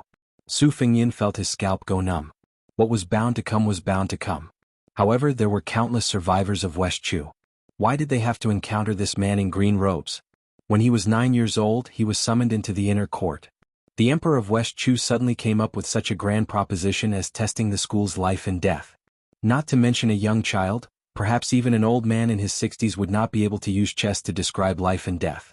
Chao Changqing responded with, The rules of the board are righteous, the chess circle is lively and intelligent, the movement is like a talent in chess, the stillness is like a complacent chess death. The emperor bestowed upon him the title of Chao family's little complacency, and made an exception for his family to be promoted to the rank of nobility. Because his family was located in Lonely County, in the future Chao Changqing was given another name, Chao Lonely. When he was 12 years old, he played 3 games against the state preceptor Li Mi. In the first 2 games he was defeated early on, but in the last game he fought fiercely until he reached 200 moves. The more he fought, the braver he became. Huang Sanjia said that he was Li Mi's mortal enemy, the imperial preceptor of West Chu, who was known as a heaven-sent genius who could dominate the chess world for 30 years. In his youth, Chao Changqing was still unable to penetrate Jia Ma, so he waited for orders from the imperial preceptor Li Mi. His talent and learning topped the imperial preceptor. In his youth, this dragon carp of the West Chu, who found it difficult to use a bow and arrow and was not good at riding a horse, began to lead the Ministry of Internal Affairs. However, it was difficult for him to escape the stereotype of an internal court official. After the death of imperial preceptor Li Mi, his favorite disciple, Chao Changqing, returned to being a nobody. Before the age of 30, he hid himself in layers upon layers of the imperial preceptor Li Mi, unknown to the public. Chao Changqing immersed himself in chess for 20 years and won the 3rd title in his life, Chao Tuxiu, from the saying that the tallest tree in the forest. This showed how great Chao Changqing's talent was. He entered the capital when he was a child and only went to the southern border when he was 32 years old to command an army. He resisted the barbarians and had a constant strategy. Every battle, he would always win against the many with his inferior numbers, and earned the title of Chao Changqing. Unfortunately, after the Battle of the Western Fortress, West Chu's power was gone. The great edifice was about to collapse. Chao Changqing alone could not hold up the fort. Everyone only knew that he fled to Jianghu. It was unknown how Chao Changqing, who was known to be unfamiliar with bows and horses and swords, suddenly became a great master of martial arts who could fight against 1,000,000 people. He won the title of Chao Guanzi in chess and defeated Chao Qingyi in martial arts. In the past 20 years he steadily ranked in the top 3 in the martial arts evaluation twice. His limelight was unparalleled. In the first 10 years, no less than 20 important officials of Liang were assassinated by Chao Qingyi. Every time he would come alone and leave with their heads. In the last 10 years he entered Tai and city 3 times. Of those, he killed his way into the imperial palace twice. He faced 2 emperors in succession and killed hundreds of soldiers. The most recent time he was only 50 steps away from the current emperor. If it was not for the protection of Han Diaoxi, the most honorable head in the world would have been taken by Chao Qingyi in the midst of thousands of soldiers. It was rumored that Chao Qingyi once laughed at the emperor and said, "If the emperor is angry, he can make the spring and autumn 9 kingdoms fall into millions of corpses. So what if I am angry? As long as there was still Qingyi in the world, even if you obtained the world, you would not be able to live in peace." What kind of spirit did a martial artist have? Following the fall of West Chu, the names of Chao Dei, Chao Longli, and the others were no longer well known. Only Chao Guanzi and Chao Qingyi remained. The former was Chao Changqing, who was invincible in both the Wulin and Yilin. The latter was the only mad scholar in the world who regarded the head of the Liang emperor as something in his bag. Any one of them could make people endlessly fascinated. And this old minister of West Chu, who was rumored to only wear plain clothes and not be good at playing classical music, was now kneeling in front of the pavilion, kneeling in front of the fallen princess. Heaven, earth, king, parents, and teacher, his clan had long been destroyed along with the country. His benevolent teacher Li Mi had long passed away. Now, other than the heaven and earth, which had existed for eternity, who else was worthy of Chao Changqing's kneeling? The answer was right in front of his eyes. Su Fengyin could not figure out how this Qingyi could see through Jiang Ni's identity at a glance. Was it that mysterious and obscure fate that revealed the secret of heaven? Or was it that the little mud man's appearance was too similar to the parents of the Emperor and Empress of West Chu? But these were not important. For His Royal Highness, the most important thing was to consider whether or not they could stop Chao Qingyi, who was widely recognized as a traitor. He and the halberd Ning Amei estimated that facing this famous top 3 grandmaster would be similar to facing the 11th ranked Wang Mingyin in the Marsh of Reeds. They could only stall for time. In the end, it would depend on whether or not the old god of swords, Li Chenggang, could do his best. The problem was that the agreement between the old man wearing the sheepskin fur coat and Su Xiao was only to guarantee that His Royal Highness would not die. From the perspective of the old god of swords, he could not wait for the little mud man to escape from the confinement of Bailiang Palace so that he could practice swordsmanship with him. How could he be willing to fight to the death with Chao Guanzi? In the pavilion, Su Jihu narrowed his limpid eyes. His expression was somewhat gloomy. Yangzhou's Yangchun city had gathered no less than 1,000 foreign scholars in Huding County's Baogua Temple alone. Just in Baogua Temple, there were hundreds of famous scholars from Yangzhou's aristocratic families. This kind of meticulous planning undoubtedly came from those old masters. They were just waiting for his brother to provoke the Gangnam-do scholars again so that they could respond to his call. It was true that Lu Lighting, who had the support of a concubine in the palace, could not stir up any waves. However, if the Jiangnan scholar group's entire counterattack was echoed by the 30,000 students of the Imperial College, it would be like countless vats of saliva that could drown someone. If at this time it was revealed that Bailiang had secretly kept the West Chu princess, presumably no matter how much Su Xiao ignored the ritual, he would have a headache. Su Jihu glanced at Jiang Anai, whose face was as white as snow. His brows relaxed and he stretched lazily. He was calm and unruffled in the midst of chaos. He quietly waited for the situation to change. This kind of dead end, he would leave it to Fengyin to break it. Was it not enough to carve out a winning hand over 10 years? Chapter 253. Although there were no outsiders around the pavilion, after Chao Changqing arrived, he still attracted some curious gazes from afar.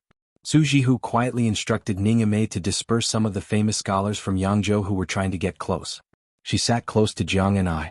If that terrifying middle-aged man in green wanted to harm her brother, she could use the dead princess beside her as a hostage. Su Jihu still had some true affection for Jiang Anai. What happened in the past was not all fake. Of course, there was also the intention of going against her sister, Su Weisheng. Su Weisheng bullied her badly, so Su Jihu deliberately doted on Jiang Anai. The two women's personalities were really not like biological sisters. Jianghu was not His Royal Highness. Since she was young, she had been living under someone else's roof in Baiyang Palace. No one taught her how to live. She could not learn the ways of the world to wear a mask and pretend to be polite. After being scolded by the servants and maids of the palace or secretly pinched until her skin turned purple, no one complained. She would only follow her feelings and bear a grudge against His Royal Highness, who was always cynical and always smiling in front of her. Looking at him, she hated him. Who else could she hate if not him? With regards to West Chu, the empire and dynasty whose territory was once larger than Liang, her memory had long been blurred. Many times, lying on the cold bed in the palace, it was already very difficult for her to remember the warm faces of her father and mother. Thinking about it made her want to cry. As for the lofty and magnificent palace of the imperial family, it was even more out of her reach. She also did not want to think about it. Every day when she woke up, she only needed to think about the trivial matters of tiredness. Where would there be a princess with frostbite on her hands? When Jianghu heard the words of the green-robed scholar, it was as if she had heard a bolt from the blue.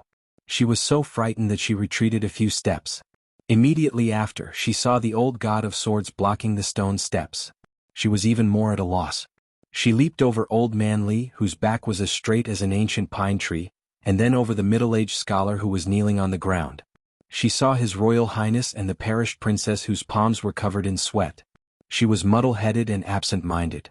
It should have been her heroic moment to raise her eyebrows and blow off steam. Instead, she was in such a dispirited state. It was really going to chill the hearts of the West Chu scholars.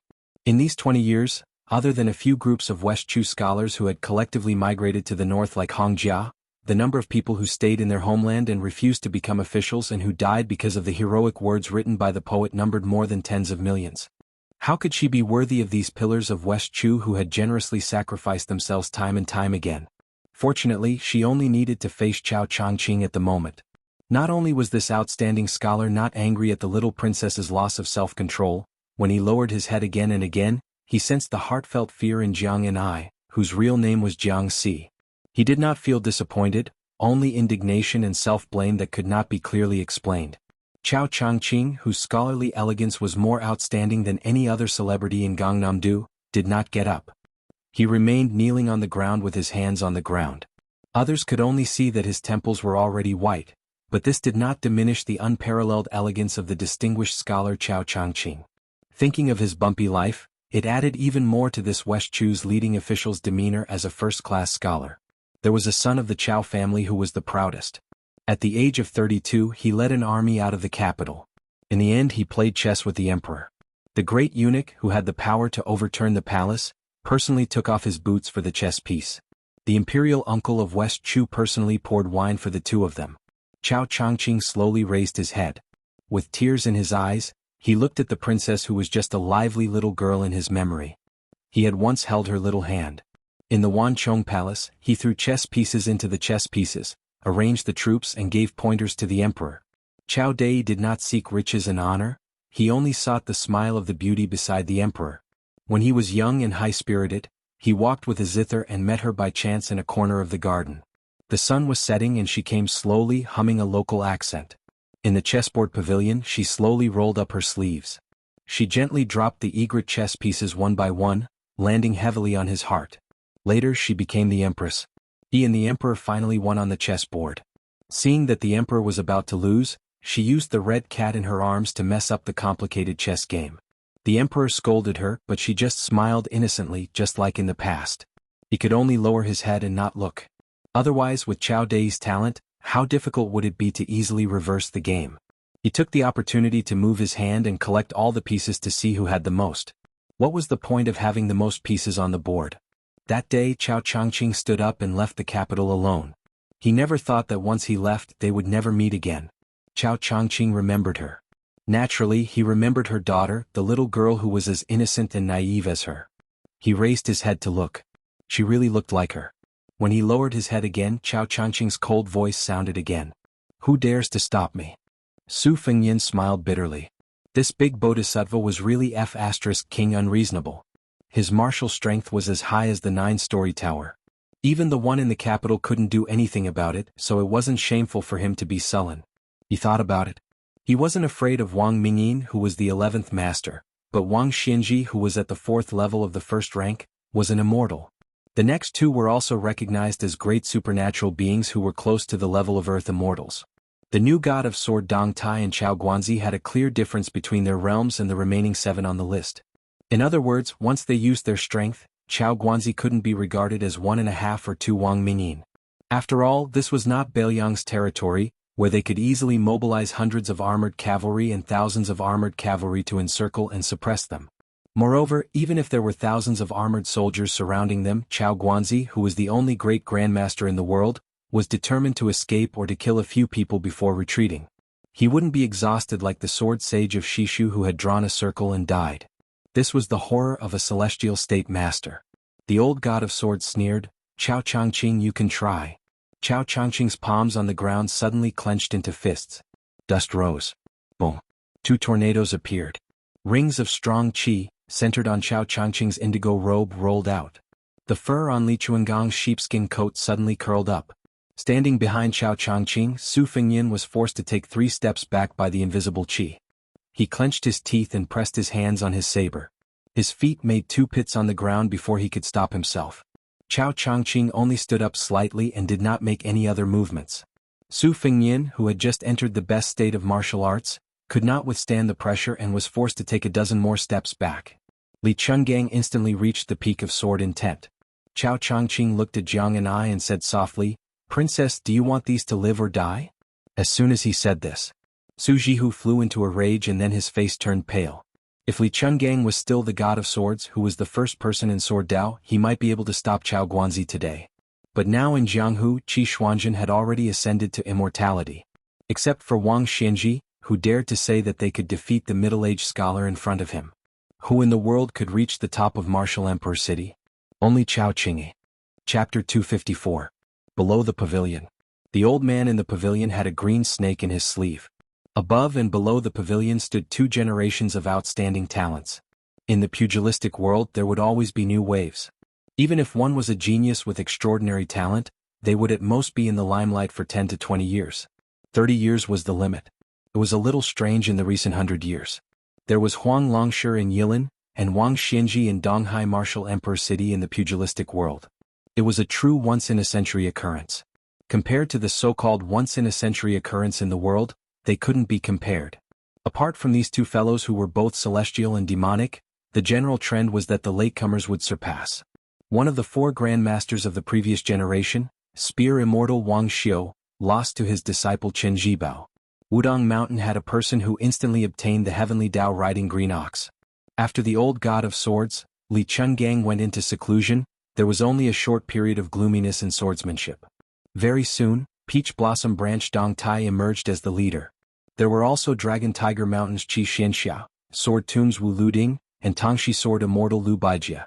The older generation of pugilistic world people might have been subdued by the heroism of Li Chuangang's sword, but when they were old and dead, how many young people would remember the old god of swords' elegant demeanor of a sword immortal flying on a sword across the river? If they didn't hear that Li Chuangang's swordsmanship was eternal, they would feel that it was too conceited and absurd.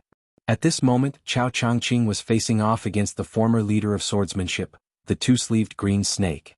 With Chao Changqing's noble spirit, he shouldn't have underestimated the older generation's god of swords. However, everyone understood the meaning behind his words. Even if Li Chungang trampled on the land sword immortal realm, Chao Changqing wouldn't be afraid of him today. Even His Royal Highness, who had experienced the power of the 2-sleeved green snake, was worried. He was afraid that old man Li, who was old and missing an arm, would not be able to compete with Chao Guanzi, who was at the peak of his cultivation. Chao Guanzi's life had been full of ups and downs. The Confucian school had always been good at cultivating righteousness. After the fall of his country, he fought against the wrath of the emperor as an ordinary man. His hands did not touch weapons, his body did not wear armor, and he entered and exited the palace 3 times in a row. His mind and breadth of mind were undoubtedly much more tenacious and broad than ordinary martial artists. Chao Guanzi's invincibility was without a doubt. After Wang Xianji became invincible in the world, he built a city in the Eastern Sea and built the army tower. There were 6 floors below the top floor, and 6 martial slaves were stationed there to deal with challengers from all over the world. Generally, the peerless masters would rest for a few days after defeating one person. They would wait until their spirit was at its peak before fighting again. Even the insufferably arrogant Dong Tai, who defeated his opponent with a snap of his fingers, still retreated from the army tower after winning. After fighting for half a day, 3 days later, the 6 defeated people reached the top floor. Only Chao Changqing fought for 2 days consecutively and reached the top. It was said that when he faced Wang Xianji, he was still calm and composed. He was praised for his vast qi and only lost to Qi Xianzhu. How could Su Fengyan not be afraid that the old god of swords would go into a dead end? This old man cherished his reputation the most. If he really angered him, he would deliberately fight to the death with Chao Changqing. Would he be exhausted to death? The poor scholar, who was brought by His Royal Highness to Baogua Temple, had a fierce battle with the beautiful bearded Duke Yuan Jiangyan, and unexpectedly he did not fall into a disadvantageous position at all. The righteous benefit Wang Ba was full of miscellaneous theories. It was as if he was trying to turn the world upside down. There was nothing he could not understand. The 300 to 400 spectators completely stopped looking down on him. They no longer dared to regard this young man as a scholar from humble family who was trying to sensationalize people. Especially when he talked about filial piety, loyalty, and talent, he talked about these two functions separately and then combined them together. In the end, different paths led to the same destination. He woke up a lot of scholars who considered themselves to be mellow scholars. The poor scholar's sentence: ability is vast, time is sufficient, you can be a sage. Ability without time, empty talk, you can only be a pedantic scholar, was an extreme slap on Yuan Jiangyan's face. But Yuan Honggu was not angry at all. He dismissed it with a laugh. The scholar spared no effort in praising the view that the monarch was capable and meritorious, so he was magnanimous and did not make a fuss about it. Otherwise, based on Yuan Jiangyan's status, one word was enough to decide life and death. Although in all fairness this debate was still won by Yuan Jiangyan, he personally judged that this debate was neither a win nor a loss. The host of Baogua Temple, Yin Daolin, nodded his head in agreement. As a result, naturally no one dared to raise any objections. If a commoner from a commoner family wanted to stand out among their peers, participating in a debate where celebrities gathered together was a shortcut. However, it was easier said than done. For a commoner from a commoner family to enter the banquet was as difficult as ascending to the heavens. Being able to enter the eyes of a celebrity was even more difficult, let alone winning a debate against Yuan Jiangyan, this kind of first-rate celebrity who was worthy of his name. As a result, no one doubted that this scholar sitting at the end of the banquet was already an overnight success, with riches and honor to be expected.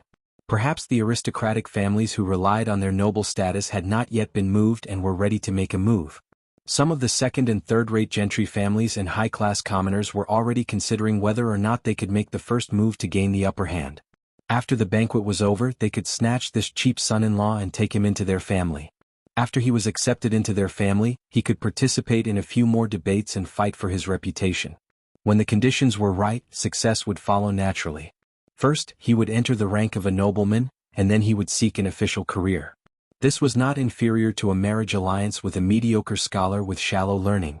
If his luck was good, this kid would be able to enter the eyes of Yuan Honggu, this kind of powerful family's direct descendant. Chapter 255. Su Jihu, who was idling in the pavilion, watched coldly from the side and laughed coldly. The reason why Yuan Honghu was so generous was because the scholar had borrowed her younger brother's influence. The scholar spoke with an authentic Gangnam-do accent and was clearly from a poor family in Yangzhou. Since the heir of Bailiang could lead him into the temple and sit at the banquet, the famous scholars of Yangzhou would not mind his lowly background and would personally make him famous. It was hard to say which of the two favors was more important. Su Jihu thought that for Yuan Jiangyan to be the leader of the Jianghu scholars group, her eyesight was not bad. Her ability to discuss people was quite good. Su Jihu, who was looking down from above, saw that the scholar did not show the slightest complacency after becoming famous. He stood up and looked around. There was a sense of desolation that did not match the situation. Su Jihu, who had experienced ups and downs in life, rarely misjudged men. His eyesight could be said to have reached the point of perfection. This was a bit strange. Scholars from poor families were like carps leaping over the dragon gate. There were those who cried tears of joy and those who went crazy. In his memory, this scholar named Xianxia was acquainted with Su Huipu and was good at drawing dragons and tigers. Today he met her younger brother by chance. Su Huipu's temperament was cold and arrogant, but in the end she was a caged bird in a noble family. She was undisciplined in small matters, but without exception she had no choice in big matters. Just like herself, when did she ever want to marry far away in Jiangnan? The beautiful maidservant, who had been teased by His Highness the Crown Prince over and over again, stared blankly at the scholar beside her. She was fascinated. Just now the way he scolded the 8 extremes was peerless. Even when he was competing with Yuan Honghu, a famous scholar who was second to none, he still did not have stage fright. Moreover, she had participated in countless conversations, so she was quite knowledgeable. The servant girls who could participate in the banquet were not simple. First, they had to come from a noble family. Second, they had to be beautiful, refined, and talented. For example, she was a servant girl who had been fortunate enough to enter the Yuan family since childhood. She was naturally intelligent and was taught poetry, literature, zither, and chess. Today, the servant girls who served wine were all wonderful people taught by the Yuan family. When she saw Xianxia stand up, she hurriedly handed him a wine cup. The latter smiled warmly, took the cup, and drained it in one gulp to quench his thirst. In her heart, she couldn't help but compare the handsome man in front of her with that debauchee. That scoundrel and frivolous young master was so handsome for nothing. What a waste of his skin. The poor scholar, Xianxia, did not see that Xianxia. He felt somewhat regretful and wanted to express his heartfelt thanks. Since he couldn't find her, he didn't worry too much. He turned around and saw the little girl with a sallow face and felt pity for her. He asked the maidservant for some fruits and desserts and pulled the little beggar to sit down again. After the beautiful maidservant brought the lunch box, the little beggar didn't dare to eat, so he picked up the exquisite desserts and gave them to the child. The little beggar lowered her head and ate nervously, not knowing whether she remembered the taste or not. From time to time, he smiled and helped the little girl wipe the crumbs from the corner of her mouth. When the beautiful maidservant saw this scene, she was destined to be unable to imagine such a warm and affectionate scene in the past. Her heart softened. This young master was truly a good person. Outside the pavilion, Su Fengnian could only promise that he wouldn't retreat. It was already difficult for him to take another step forward. Chao Changqing, who never brought weapons to fight, was arrogant. Even if he was facing the former Jianghu legend, Li Chungang, he still went straight ahead, ignoring the old god of swords' rising majestic sword will. Before the old man with the sheepskin coat raised his arm, dozens of crisscrossing gullies appeared on the ground between them. Sword Chi rolling dragon wall. Li Chungang once fought with the West Shu sword sage in the palace. When Li Chuangang's sword Chi reached, the entire dragon wall, which had existed for hundreds of years, was shattered. Before that, Li Chungang said that West Shu had no swordsman. He entered Shu alone and killed 16 swordsmen who blocked his way. At that time, it was undoubtedly the peak of Li Chuangang's swordsmanship. He was almost invincible. Numerous ravines cracked apart, and it was a ghastly sight. Only when it reached Chao Zhangqing's body did it seem to be imperceptibly obstructed, and it was forcefully stopped. Chao Changqing said calmly, "Senior, you are not only 8th. People only know that sword god Li's 2 sleeves are unrivaled, but they don't know the power of the sword Qi to open the gate of heaven." The more the middle-aged Confucian walked, the thicker the gullies became. The two were only 10 steps apart. The old man with the sheepskin coat had a leisurely expression, allowing Chao Guanzi to walk forward again and again. He only squinted his eyes and smiled, "Stop talking nonsense." Chao Changqing smiled gently. In the pavilion, Jiang and I, who finally had the courage to stare at Chao Changqing, asked doubtfully, "Uncle Qizhao?" Chao Zhangqing abruptly stopped and nodded heavily, all sorts of feelings welling up in his heart. Jiang Ni's eyes suddenly turned red. He wanted to get up, but he subconsciously looked at His Royal Highness. Seeing that he was expressionless, he turned his head and looked carefully at Su Jihu. Chao Changqing saw this scene and felt extremely sad. Without the old god of sword Qi, the ground in front of the pavilion caved in. Jiang and I saw Su Jihu smile and puckered his lips.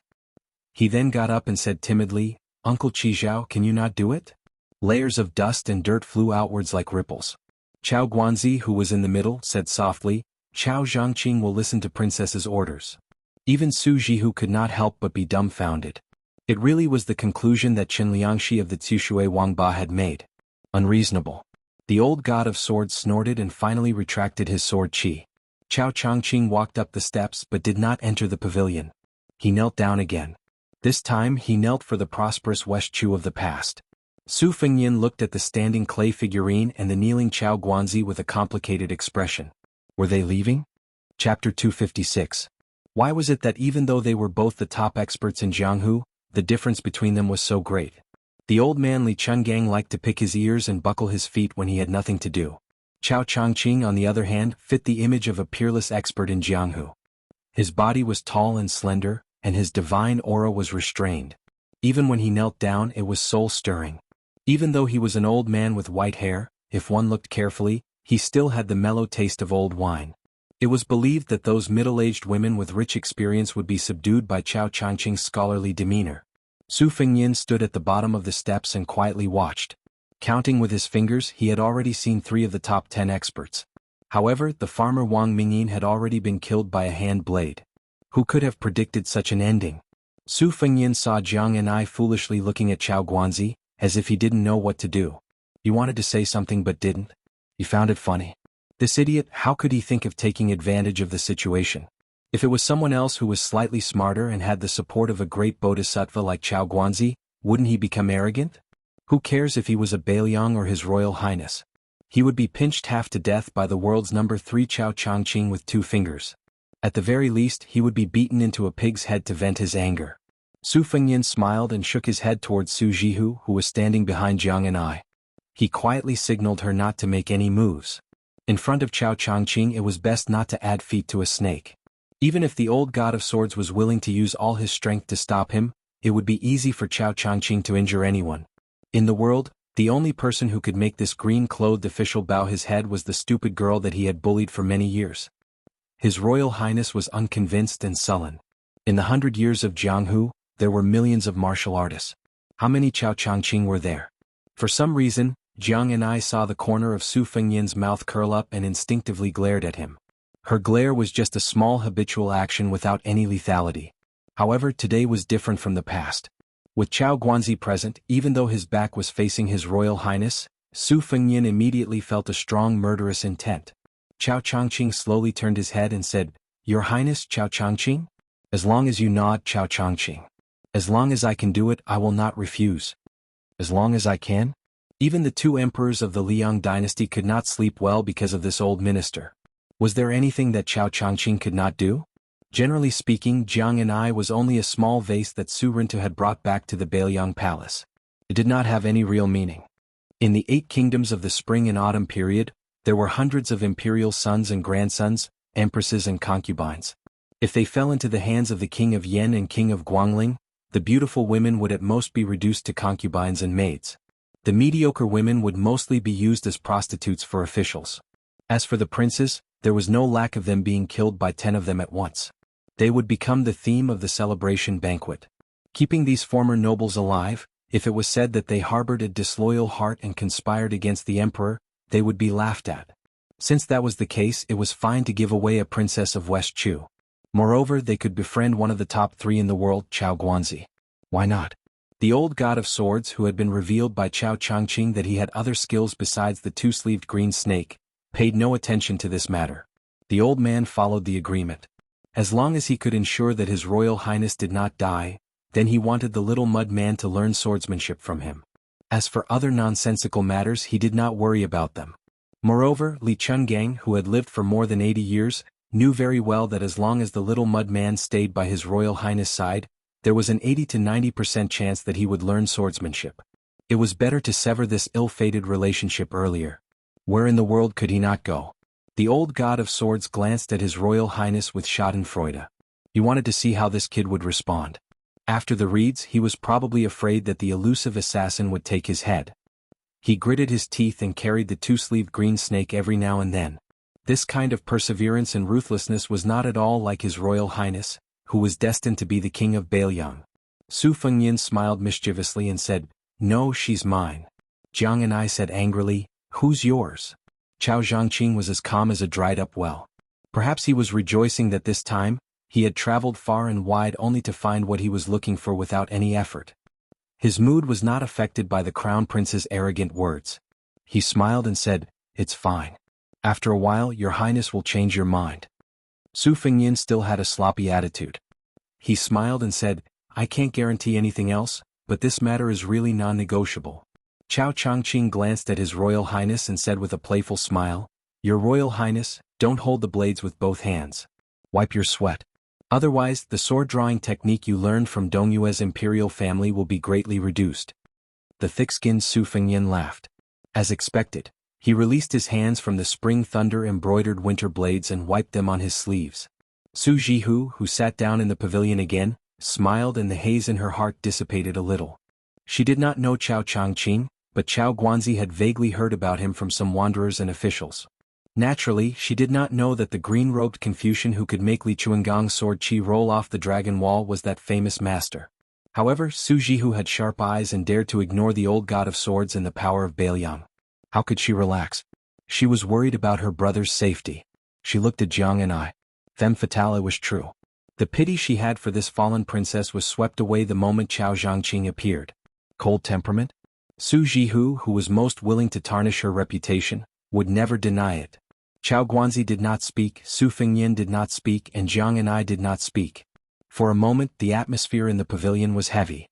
It was Su Jihu who came out to smooth things over. She smiled and asked, Jiang and I, do you want to drink tea together? Chapter 257. Jiang and I nodded. Chao Zhangqing frowned, but he didn't say anything. He seemed to have made up his mind to follow the etiquette of an official in front of Jiang and I, not daring to step out of line. The group returned to the tea room. Su Hui was inside. After some polite greetings, she skillfully brewed tea. Her technique was experienced and pleasing to the eye. A woman from a noble family could see elegance in the details. She obviously noticed the unfamiliar scholar kneeling beside her. A man from a noble family, especially after 40 years of age, not to mention appearance, most of them had a spiritual qi support. Whether it was righteous qi or yin qi, it was very different from the common people. This was the so-called foundation. Su Hui could not help but take a few more glances and felt more unfathomable. Jiang and I called Uncle Qi Zhao and handed him a cup of tea. Chao Changqing bowed his head and took it silently. Fortunately, he did not call her princess again. Su Jihu asked thoughtlessly, Jiang and I, why did you call him Uncle Qi Zhao? Jiang and I said softly, Uncle Qi Zhao is a great national player. I often watch him play chess. Chao Changqing shook his head and said, this sinner cannot be called a national player. Then he added, this sinner will one day cut off Huang Longshi's head as a sacrifice to the late emperor. Su Huipeng was startled. Huang Longshi, this was not a mortal person. The unjust war of the spring and autumn period was all because of him. That game of chess had never been played before and would never be played again. Cut off Huang Sanjia's head? The late emperor? Su Hui, who was shocked, did not change her expression. She quickly thought about who the middle-aged scholar was. Su Fengyin did not want to be followed by Su Hui on this topic. Chen Liangxi's sudden appearance had already made him vigilant. Gangnam-do advocated talking, but those old foxes were more cunning than the other. God knows if this great scholar who became famous in one battle was a carefully planned hidden chess piece. Moreover, taking the risk to recruit Chen Liangxi was the opposite of the original intention of this trip. Bailiang's heir had just turned 20 and Su Xiao had just asked for the hereditary title in the capital. But he was already impatient to train people? What were his intentions? Su Fengyin changed the topic and asked with a smile, Sister Su, where did young Master Qin go? Su Huipu hesitated almost imperceptibly for a moment before saying gently, in the meditation room Mr. Swan and the others were having a deep discussion about the righteousness and benefits of the Wangba. Perhaps they were having a confrontation earlier and had yet to enjoy themselves to the fullest. They had to decide the winner and loser. Su Fengyin drank tea as if it were wine. He did not understand the slightest bit of elegance. He shamelessly asked for another cup of wild tea from Su Jihu. He laughed and said, young Master Qin speaks eloquently, but it's a pity that this heir apparent does not quite understand. Fortunately, Yuan Honghu and the other scholars are knowledgeable, otherwise it would have been buried. Su Huipeng furrowed her eyebrows. She was no longer young, but her temperament was good and she had a unique charm. She patiently said, Your Highness, although Child Qin is as talkative as the famous scholars, he does have the ability to save the world. He can't be regarded as an ordinary metaphysical person. Su Fengyin said absent-mindedly, if that's the case, then I'll ask Big Sister to inform the Lu Mansion. If Lu Xianlang doesn't care about his talent, let Mr. Tang Shi promote him. Su Huipeng's face immediately darkened when she mentioned Tang Shi sword St. Lu Baijia. She did not speak any more. The corner of Su Jihu's mouth curled up. Chao Changqing said calmly, this person is an extreme outsider. Using both the Wangba and the Wangba is just a cover. If he can establish his own school in the future, his teachings will definitely be more harmful than Yao Baifeng's school of mind. Yao Baifeng's school of Confucianism is just a little biased. Even if the Yao family school of mind becomes popular, Scholars will still be scholars and Confucians will still be Confucians. However, once this person's teachings become popular, it will be an internal injury to Confucianism. The root of the disaster will be in the belly and the disease will be incurable. If they want to set things right, it will not be as simple as cutting off a few tails of flesh. If he is not a saint on the inside, how can he be an external king? At the root, his teachings are clearly the same as Huang Longshi's. If this person's reputation is not prominent, then so be it. However, if he shows signs of establishing his own school, then I will definitely kill him. Su Hupong's face turned pale. The old god of swords sneered, "You scholars are the most vicious. Especially scholars. When it comes to killing scholars, you are more willing than anyone else. This bad habit of scholars belittling each other is even more incurable than the jealousy of women. This old man is sick of it. Chao Zhangqing, this old man will say it here today. In the future, if you want that young man, just let me know and this old man will fight with you." Chao Zhangqing indifferently declined to comment. Su Huipeng firmly remembered the name Chao Changqing. Like Su Jihu, she did not know that Chao Changqing was the Chao Guanzi who assassinated the emperor. Otherwise they would not dare to live in the same room. If the capital found out, it would be a disaster. This thorn had been in the hearts of the two emperors for 20 years. Before the previous emperor died, he truly said that if he did not kill Chao Guanzi, he would not be able to rest in peace. For this reason, there was a group of imperial bodyguards who were hidden in Jianghu. Each one of them was extremely skilled in martial arts. They were also assisted by a considerable number of elite soldiers who spied for information all year round in order to kill Chao Guanzi. It was rumored that after the emperor ascended the throne, he did not summon these men of sacrifice. They were all under the direct charge of the cat Han Diaosi. It must be known that this was the great eunuch with the strongest yin qi in the world. He was a freak who could kill celestial phenomena. Han Diaosi had white eyebrows and a white face. To put it nicely, he had white hair and a youthful face. To put it bluntly, he had turned into a demon. How many sensational and bloody scenes in the palace were not all caused by this cat? People all said that he had the ability to retain his youthful appearance because he liked to use human hearts and human liver as food. He sliced them into pieces to go with wine. Not to mention whether it was true or false, just hearing it gave off a bone-piercing chill. When the tea was hot, it would cool down. The group left Baogua Temple and returned home. Chao Changqing stood at the door and watched Jiang and I get on the carriage with his own eyes. Su Fengyan boarded the carriage and asked, "Mr. Chao, are you going to reveal her identity to the whole world? If I don't let her go, will you follow me and let everyone know that I have a Chao Guanzi by my side?" Chao Changqing smiled and said, "His Royal Highness is a smart person. The King of Beiliang is like father, like son." Su Fengyan was silent. Chao Changqing didn't look at His Royal Highness. He only looked at the carriage where Jiang and I was and said with a smile, "Your Highness is still weighing the pros and cons. This decisiveness has lost to Su Shao. Even your emperor can't kill me, how can you kill me?" Chao Changqing sensed Su Fengyan's aura. He shook his head and said, "At least you can't now. Unfortunately, I found the princess now." With these words, could it be determined that Chao Guanzi didn't dare to underestimate His Royal Highness' good fortune? Could Su Fengyan be worthy of this attention? Chao Changqing stretched out his palm and made a repetitive action. He said, "Your Highness, as long as you are willing to go with the flow, Chao Changqing can kill Chen Zhibao for you. Su Shao is not easy to kill, you are not easy to kill, but it is the same for me." Su Fengyan smiled bitterly. A man in blue killing a man in white? Chapter 258. Su Fengyan entered the carriage. There was still only Su Jihu and Princess Jing, and inside. Su Fengyan sat cross-legged, leaning against the wall of the carriage, his brows tightly furrowed.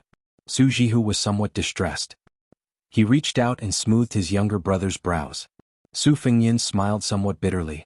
Was the delicate situation in Beiliang already so clear that even Chao Changqing could see through it with a glance? How many emperors, especially the founding emperors of previous dynasties, didn't borrow a knife to kill people and then withdraw the knife and stab the companions by their side who were originally in charge of the knife? Dogs were raised to bite people to guard against thieves. If the thieves were gone, how could the dogs be kept to waste rations? But Beiliang was not a dynasty after all. It was divided into territories and occupied a remote corner of the country. No matter what, Su Shao was called the second emperor. Nominally, he still had to be respectful and reverent to the one in the capital. Allowing him to slaughter people and carry a knife to the palace was a vast and mighty act of heaven. It was to let the restless Beimang know that the imperial court would not be so foolish as to destroy their own thousand-year foundation. While Su Shao was ambitious and ruthless, He was not the kind of cold-hearted person who would cook the hound after the cunning rabbit had been caught.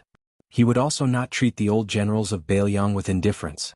On the contrary, Su Fengnian knew better than anyone that Su Xiao had spent most of his time and energy appeasing and taking care of his former subordinates and descendants.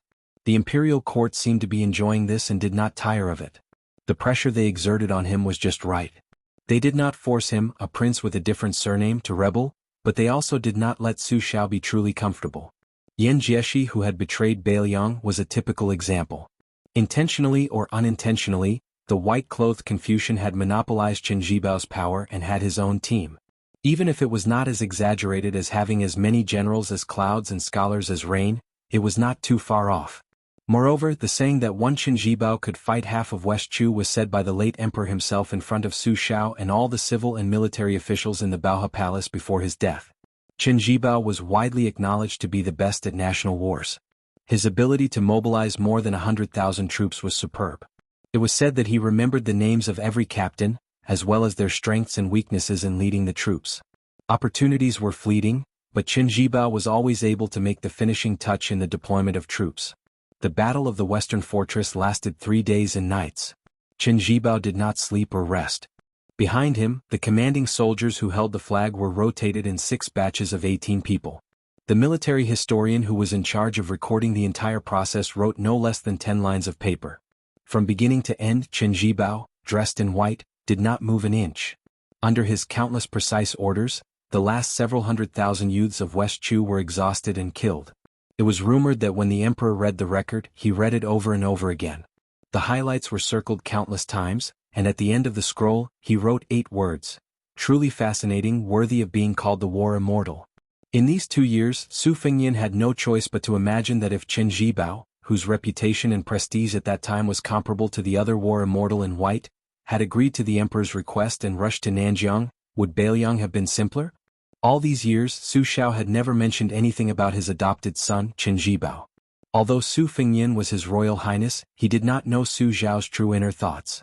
If one were to say that Su Xiao had kept Qin Jibao as a whetstone, it was even less likely that he would slaughter all of the meritorious veterans to pave the way for his successor. After Qin Jibao, the white-clothed war immortal, became so powerful that it was impossible to get rid of him. Was he really not afraid that Su Fengnian would lose to Qin Jibao? Would he, who had spent decades in the military, lose everything in the end? As long as Qin Jibao treated him coldly in Beiliang, how could Su Fengnian truly not care about anything else? Su Jihu calmly looked at his younger brother, who was deep in thought. Belatedly he was shocked. That Chao Changqing's surname is Chao, and he can make the old god of swords so nervous. Could he be Chao Guanzi? Su Fengnian, who had come back to his senses, said helplessly, "Unfortunately, you were right. This person is the great officer who went to the imperial palace to play hide-and-seek with the Han cats when he was bored." Princess Jing'an was not stupid. Jiang Ni's surname was Jiang. She was a servant girl, but when she interacted with His Royal Highness, when did she have the slightest awareness of being a servant? Pei Nanwei laughed coldly. It's one thing to secretly hide the fallen princess, but the old officials of West Chu came knocking on your door. How will your highness explain this to the capital? If the Jiangnan scholars find out about this, they will exaggerate it and provoke the emperor's anger. Won't your highness come aggressively in high spirits and leave dejectedly with a face full of dust? Su Fengnian's mood had already hit rock bottom. He said unhappily, "It's not your turn to be secretly happy. If I'm at peace, your life will be more comfortable. If I'm not at peace, how good can you be? With your tolerance, to be able to become the princess consort of Jing'an Palace, Zhao Heng must be blind with his discerning eyes. On top of that, there's Zhao Sun who covets your body. This family is unfortunate. I saved you from the abyss of suffering. It's fine if you're not grateful, but you dare to take joy in my misfortune? Have you forgotten the taste of being slapped in the face with the embroidered winter scabbard?" Pei Nanwei only laughed coldly. Chao Changqing and Jiang Ni's true identities will be revealed. This matter is indeed troublesome. Su Jihu said with a headache. The old swordsman in the tea room mentioned Chao Guanzi's name. Based on Su Hupong's cautious nature, she will definitely say it to the old consecrators. Su Fengnian thought about it and smiled. Troublesome is troublesome, but it's not a big deal. Although those shrewd old bastards in the Jiangnan scholar group aren't good people and like to fish in troubled waters, they may not be willing to shed all pretense of cordiality with our Beiliang. What's the benefit of having a death grudge with Su Xiao? Boorish men use their blades, scholars use their mouths, and the well water doesn't interfere with the river water. Unless it's absolutely necessary, there won't be a desperate fight between pen and knife. That's fine, I've killed a few low-level scholars. Now that Chao Guanzi has come out to stir things up, I'll just treat it as giving the old family head something to use against me. This way their hearts will be balanced and they won't feel like they've lost face. If nothing unexpected happens before I leave Yangchun, someone will come to remind me. It'll be nothing more than, Your Highness, it's wrong of you to kill someone. We've caught your tail this time in Yangzhou, but it's fine, we'll let bygones be bygones and turn a blind eye to it. Therefore, Your Highness, shouldn't you restrain yourself a little and stop making a ruckus? It's not good for everyone. That kind of boring tone, ha. Su Jihu listened to his younger brother imitating the old pedant's tone and nodded vigorously. He couldn't help but hold his belly and laugh. Princess Jing'an couldn't believe it and muttered, "State affairs are such a trifling matter?" Su Fengyin sneered and said, "Trifling matter? How is this a trifling matter? Do you really think that aristocratic families are favored by the imperial court? That they have to wag their tails and beg for mercy from the emperor? State affairs are state affairs, how can they be compared to family affairs? If that's really the case, then wouldn't all those princesses who couldn't marry into the aristocratic families and princes who couldn't marry into the aristocratic families for hundreds of years have suffered humiliation in vain?" Su Fengyin knocked his head against the wall of the carriage and flicked the embroidered winter on his knee with his finger. He narrowed his eyes and smiled. It's only been 20 years.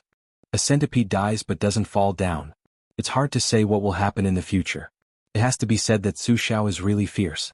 10 aristocratic families with intertwined roots that don't recognize the emperor and only recognize the family. He chopped melons and vegetables like cutting vegetables. Those emperors who died at Su Xiao's hands might have 1 or 2 clever people who died with a smile. How could our emperor tolerate so many potholes from the 4 clans of Yangzhou appearing in the courtyard of a flat expanse of land? Bestowing the title of king and holding the fort in all directions was for the sake of cutting flesh with a blunt knife and slowly cleaning up these stubborn skin diseases. There were pros and cons to this action, but taking 10,000 steps back, if these powerful vassals wanted the position of emperor, regardless of victory or defeat, wouldn't they still be surnamed Zhao?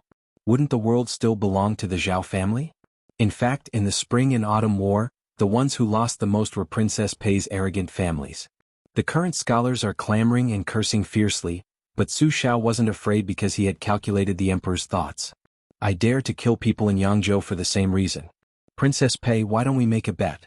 Right now, the scholars of Jiangnan are working with the students of the Imperial College to accuse me of ignoring the laws of the country and committing crimes. Let's bet on who will be beaten down by the emperor with a plank?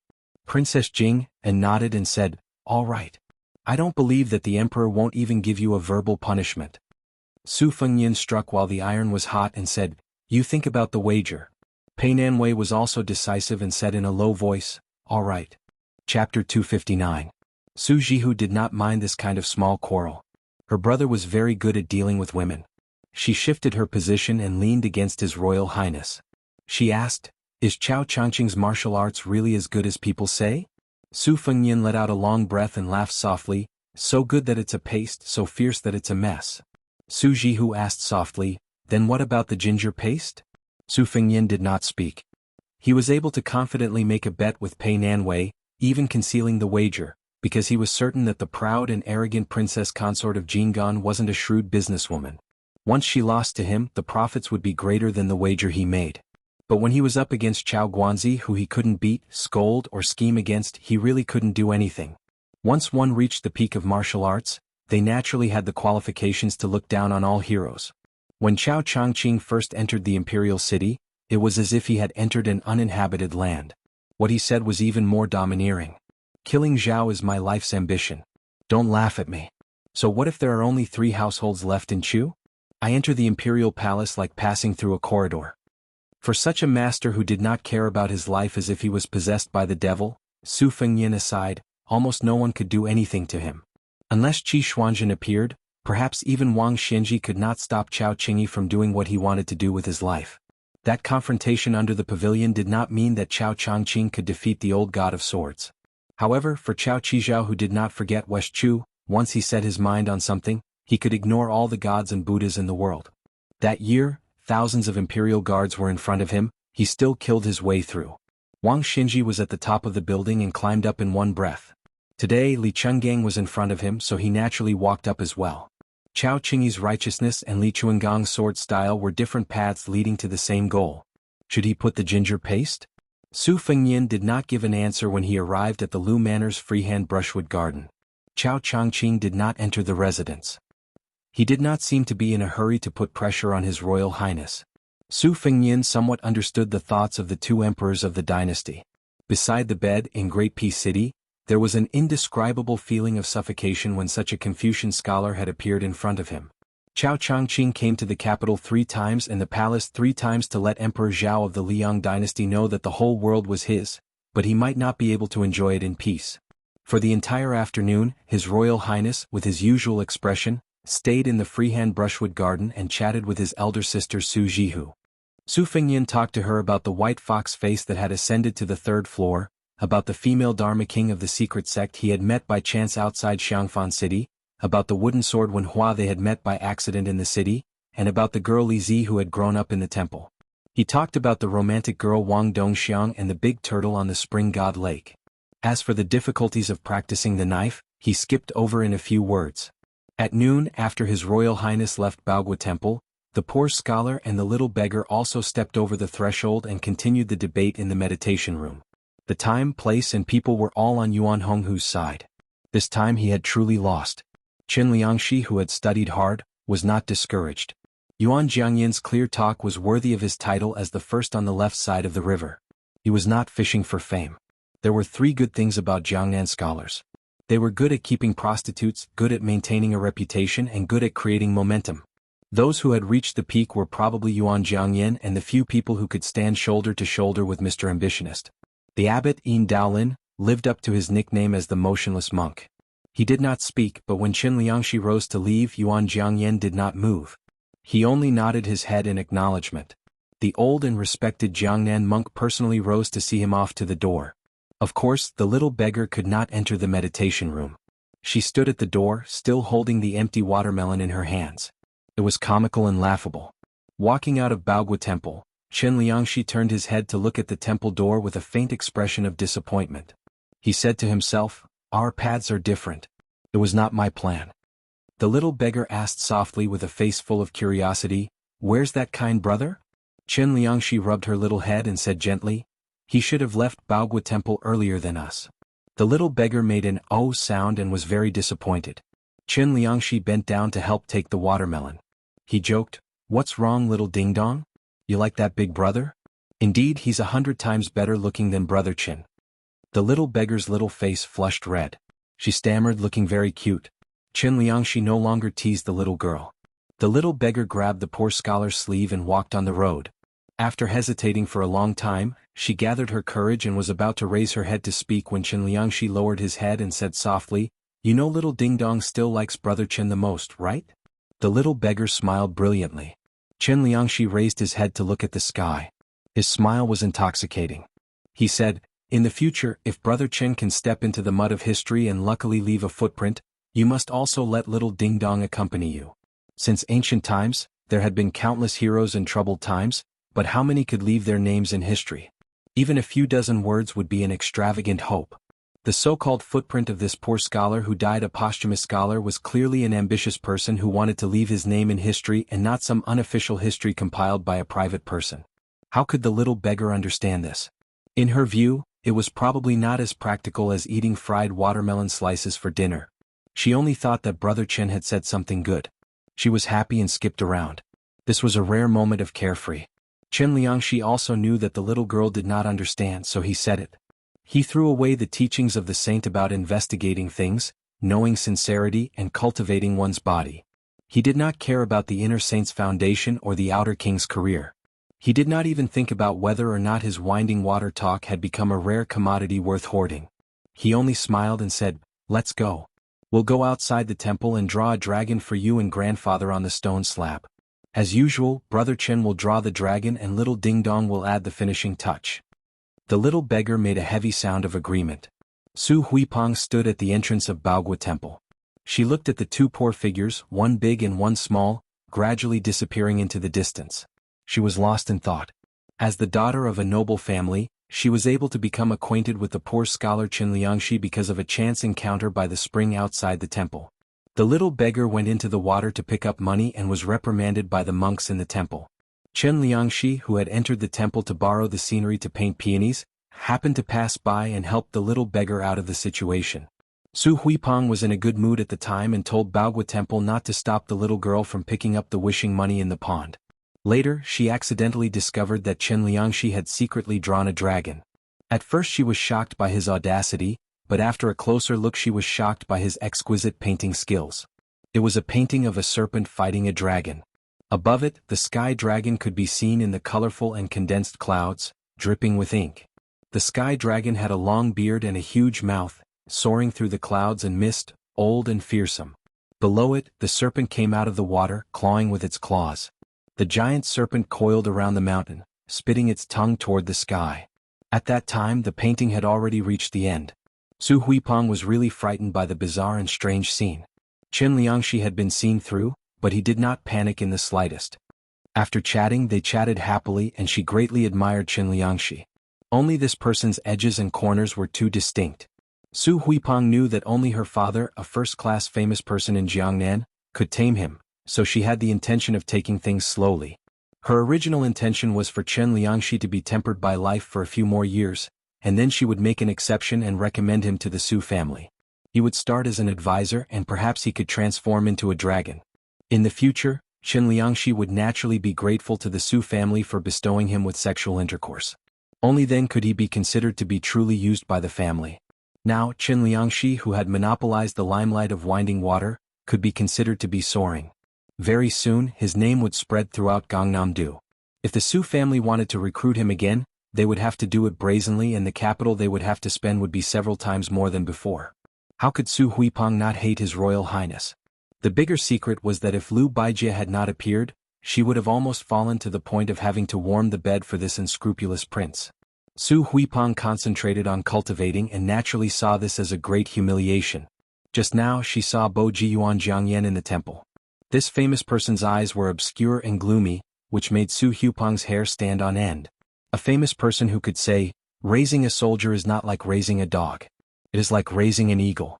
When hungry use it and when full." He was not just a moral Confucian who only knew how to talk mysteriously. Su Huipeng sighed and was disheartened. She walked out of Baogua Temple alone and narrowed her eyes. She slowly walked to the foot of the wall and said with a sad face, "Xiao Changqing? What does it have to do with me? I'll just pretend I didn't hear it." This female Taoist priest lowered her head to look at a clump of weeds and sneered, "Women are as cheap as grass." Chapter 260. In the afternoon His Royal Highness made jokes and Su Jihu kept laughing. Her charming smile from the bottom of her heart was enough to make the fake Taoists in Gangnam-do fall head over heels for her. Unfortunately they couldn't see it. Su Jihu was very fond of wooden sword Wenhua's catchphrase. "Little Nian, I'm very depressed right now. I'm so hungry that I don't want to eat." It's also a skill. "Little Nian, look, that little girl is not as beautiful as you. She's not as white as you. Why don't you give me a smile to satisfy my cravings?" When Su Fengnian talked about this brother who used to be together with him, his words were angry but his eyes were gentle. When His Royal Highness talked about Miss Li Zi and Wang Dongxiang, he could clearly feel that there was a clear difference in Su Jihu's preferences. Unexpectedly, Su Jihu shed a lot of tears because of the first snow, but she didn't seem to think highly of the beautiful Wang Chudong. On the contrary, she liked the weirdly named Miss Li Zi very much. She said that this girl would be great as a concubine. She was naive and had good fortune. As for Wang Dongxiang, for a girl, it wasn't a good thing. She might not be able to escape the fate of poor fortune and a short life. Su Jihu was straightforward with these words. She said what she wanted to say and didn't hide anything. Su Fengnian smiled and said that it wouldn't happen. Since Miss Wang could attract the Kuei turtle out of the water, she must have good fortune. Su Jihu heard this explanation and nodded. She glanced at the sky outside the window. It was almost dusk and it was time for dinner. The Xie Garden and Retreat Garden had always been independent in the Lu Manor. The two gardens did not have to participate in the family banquets. After Su Jihu married to Jiangnan, she did as the Romans did and gradually got used to the food here. However, in consideration of her brother's taste, she specifically had Xiao Qiao invite two famous chefs from a restaurant in the city to the Xie Garden to make a table of spicy Bailiang dishes. If one was not an expert, one would not dare to try the unique stone cooking and cooking methods of Bailiang. If it was done properly, then it would be refined. The 200 taels of silver from Widow Su, the Gangnam-do Rouge Tiger, was a hot potato. One of them heard that they were going to cook for the Bailiang heir who had killed someone on the street. Before leaving, he rushed home and cried bitterly in front of his wife and children. Looking at his wife, who only knew how to nag all day long, he found her particularly pleasing to the eye. He promised that if he could walk out of the Lu residence alive, he would never go to the brothel to squander money again. The Lu residence did not have a grand atmosphere, but it had an ingenious layout. It was well versed in the charm of hiding wind and gathering water. A green-robed scholar stepped on the top of the wall, the peak of the mountain, and the tip of the pavilion. He arrived gracefully like an immortal. Looking down at the layout of the Lu residence, the green-robed scholar nodded slightly. Finally he landed on the lakeside. Just as his toes touched the ground, a man and a sword rushed over. The sword aura was cold. The green-robed scholar frowned slightly. His body did not move back. He stood firmly on both feet and tapped on the tip of the sword with his finger, forcibly bending the famous Bashio ancient sword. Between the two was a sword that curved into an arc. The white-haired scholar's single finger did not seem to leave the Bashio sword, but in reality he was tapping again and again in an instant. After tapping on his finger for 12 times, the Bashio sword finally retreated. The middle-aged scholar was as still as a mountain. Behind him, huge waves were set off in the small lake, pushing forward layer by layer, causing the flowers and trees on the opposite shore to sway incessantly. The Lu residence's representative was of course Sword Immortal Tangshi Lu Baijia. His sword returned without achieving anything. He had already guessed the identity of the scholar in front of him. He immediately sheathed his sword and said with a surprised expression, "Chao Guanzi?" Chao Qingyi smiled and said, "Sword Immortal Tangshi has indeed grasped the essence of Yang Yuzhang's swordsmanship. Chao Changqing's trip was not in vain." Lu Baijia handed over the Bashio sword to the servant who jogged over. Facing the green-robed scholar, he bowed respectfully and said, "Mr. Chao, you flatter me." Lu Baijia is uneasy. No wonder Sword Immortal Tangshi was so humble. The person he was facing now was Chao Qingyi, who shook the city in a fit of rage.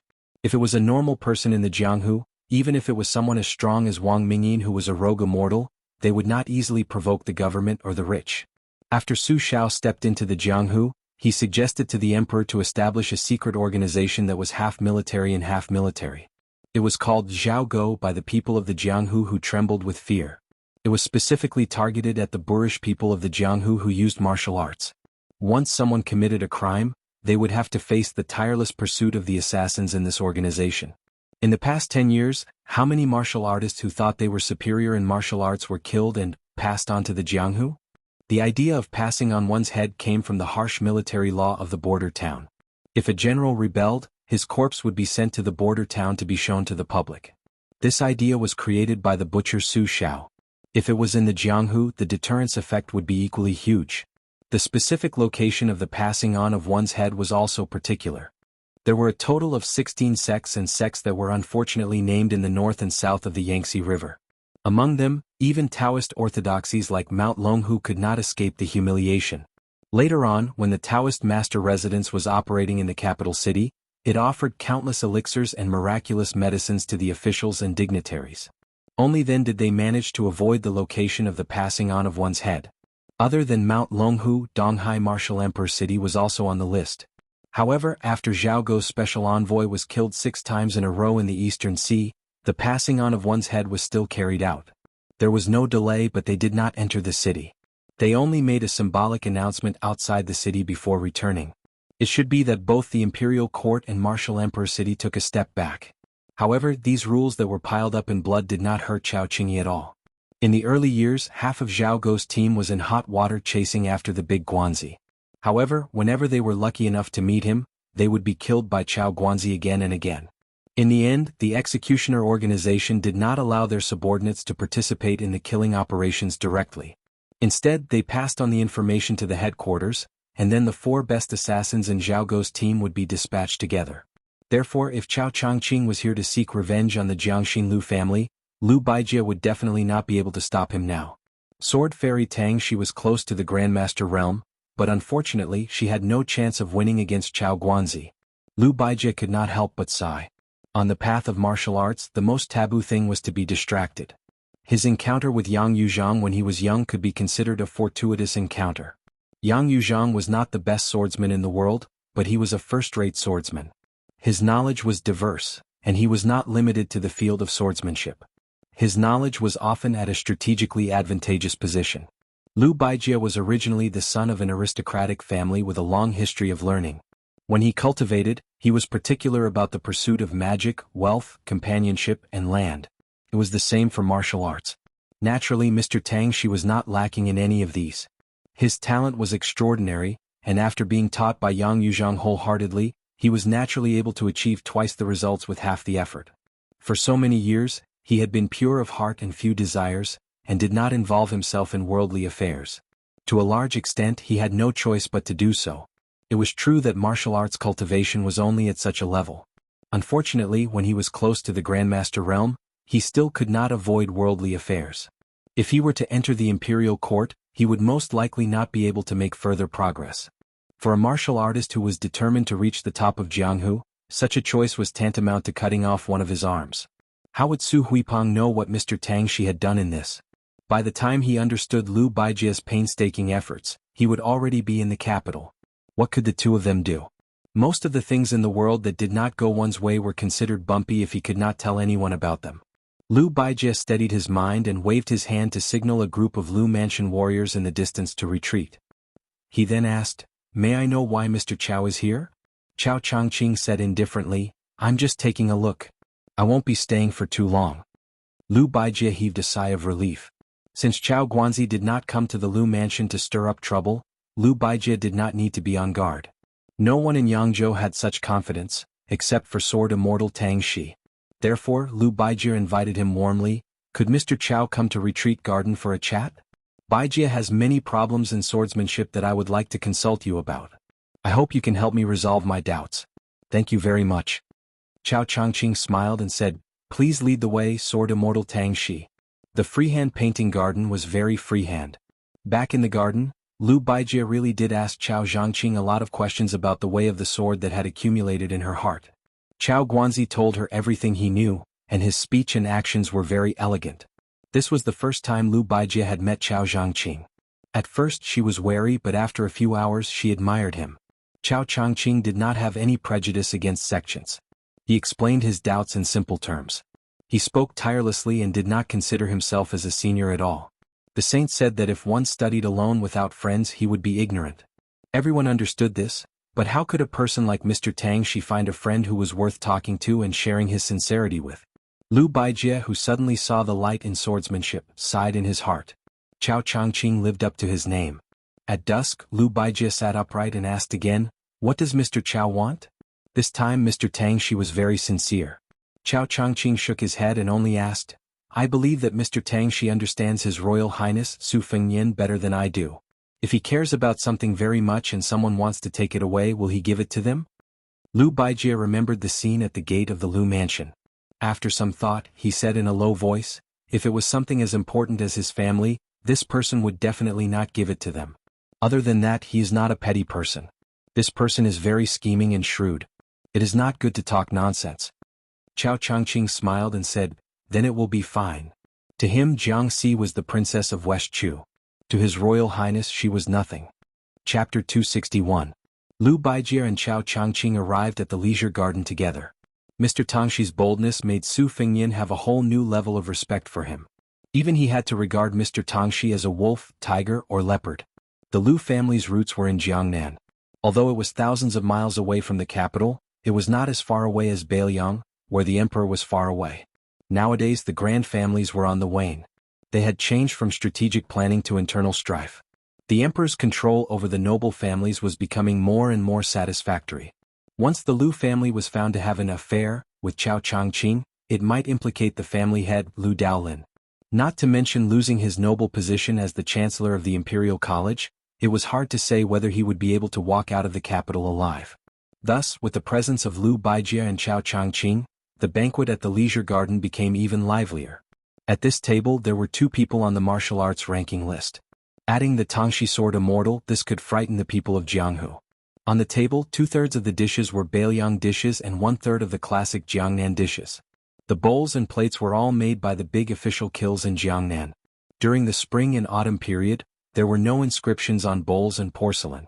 Now the world was peaceful and inscriptions were in vogue. Chao Changqing lowered his head to look at a small porcelain bowl with a purple mouth and iron feet. He sighed with a regretful expression. Porcelain bowls and porcelain were fragile. If the bowl was broken, the words would die. How could this be considered an elegant matter?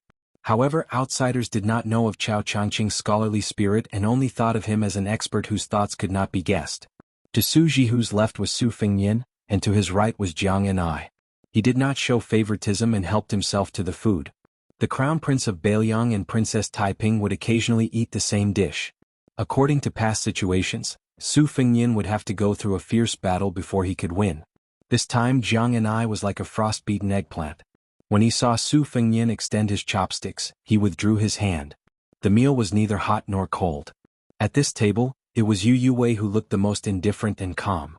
Anyone with a discerning eye could see that Su Jihu was not close to this courtesan girl. After entering the Lu manor, they did not speak a single word. After the sumptuous banquet, Su Jihu took his brother for a walk. Jiang, the elderly god of swords, Chao Qingyi, and Lu Baijie stayed in the freehand garden to cool off. Su Jihu sat in the pavilion by the lake and said worriedly, "Chao Changqing is determined to get Jiang."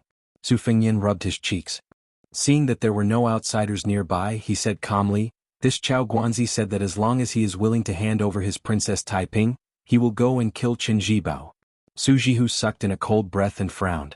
"Really?" Su Fengyin said self-mockingly, "With Chao Guanzi's status, why would he joke with a junior like me?"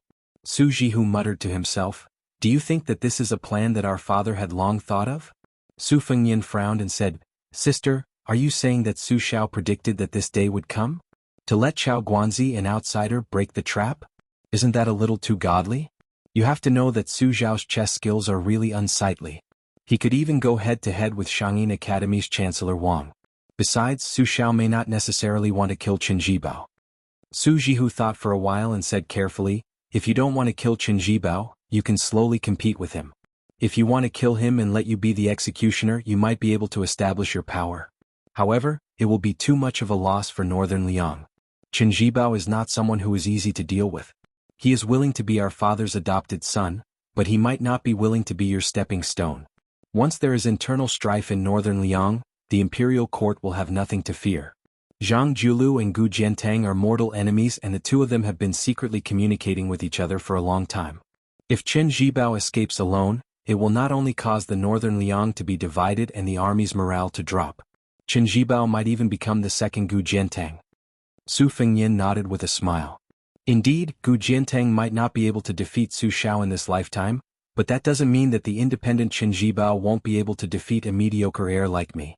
It seems Chao Guanzi's intervention is most in line with Bailiang's long-term interests. Su Xiao either had the guidance of an expert like Li Yishan, or it was purely a brainless and unreasonable move, and he was hit by a stroke of luck. Su Jihu asked softly, "Fengyin, are you planning to let him go?" Su Fengyin glanced at Twilight and muttered to himself, "If I say I won't let him go, then I'll be suspected of being a stubborn duck. Anyone can recklessly oppose Chao Changqing. At worst, they'll lose their life, but I don't think I can do it. After all, Su Xiao is already so old and I can't just make things difficult for him. Moreover, my personal relationship with Chao Changqing has definitely crossed the bottom line of that person in the capital. Even Su Xiao can't say he can't take it all. This time Chao Changqing has really hit me where it hurts. He's certain that I'm not the ignorant and fearless heir of His Royal Highness. Add to that the huge bait he threw out to kill Qin Bai, I'm guessing he's secretly rejoicing right now." Su Jihu asked softly, "Do you like that lass a lot?" Su Fengyin made a silly face and said with a laugh, "How can I not like her? I've been looking at her for so many years and she's only getting prettier as she grows. I never get tired of looking at her, so of course I like her." Su Jihu sighed. "Do you only like her?" Su Fengyin was startled. This wasn't a question at all, but it seemed he had never given it much thought.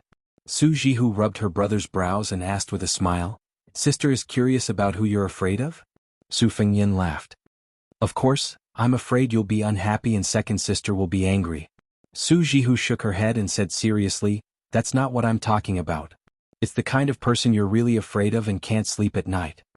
Su Fengnian hesitated for a moment before saying slowly, I'm afraid of that person in the capital. I'm afraid he'll feel that it's too troublesome to even borrow a knife to kill someone.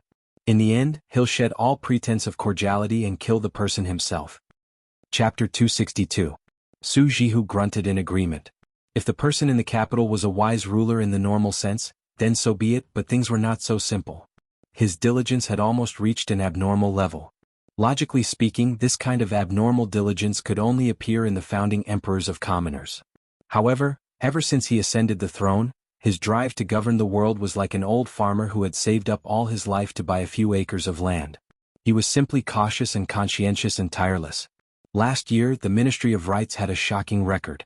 In the 7 days after New Year's Day, he had received more than 1,500 memorials from the 3 provinces and 6 ministries, more than 3,600 matters. In reality, this emperor's royal study was lit up almost every night until the 3rd watch. It was rumored that the great eunuch Han Diaoxi had to risk his life several times to remonstrate and plead for more rain and dew in the harem.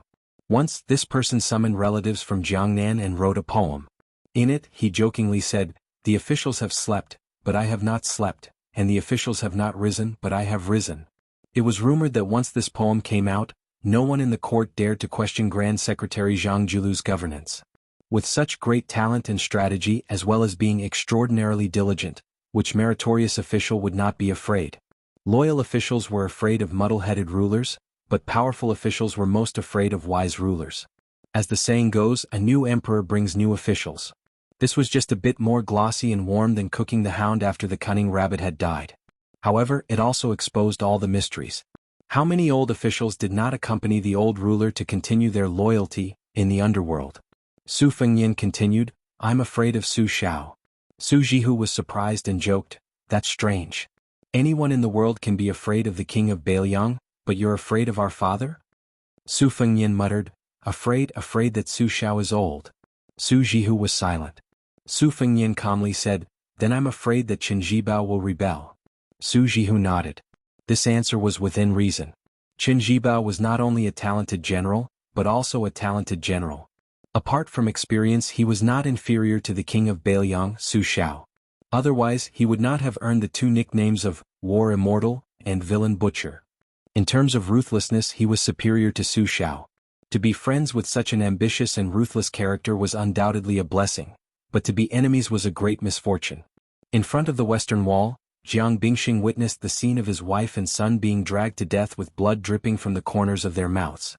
Although it was not recorded in any official or unofficial history, all the authorities after the end of the spring and autumn period still had lingering fears. In the Shangyin Academy, there was once a top military official who said that if Qin Jibao and the only remaining military expert, Gu Jiantang, were given 100,000 soldiers each, the chances of victory would be 50-50. However, if they were given 300,000 soldiers, Qin Jibao would definitely win. Of course, this was under the premise that the battlefield was not taken into account, but it was enough to prove Qin Jibao's terrifying strength. The imperial court did not dare to overly suppress Su Xiao, partly because they were afraid that Qin Jibao would use this as an excuse to rebel.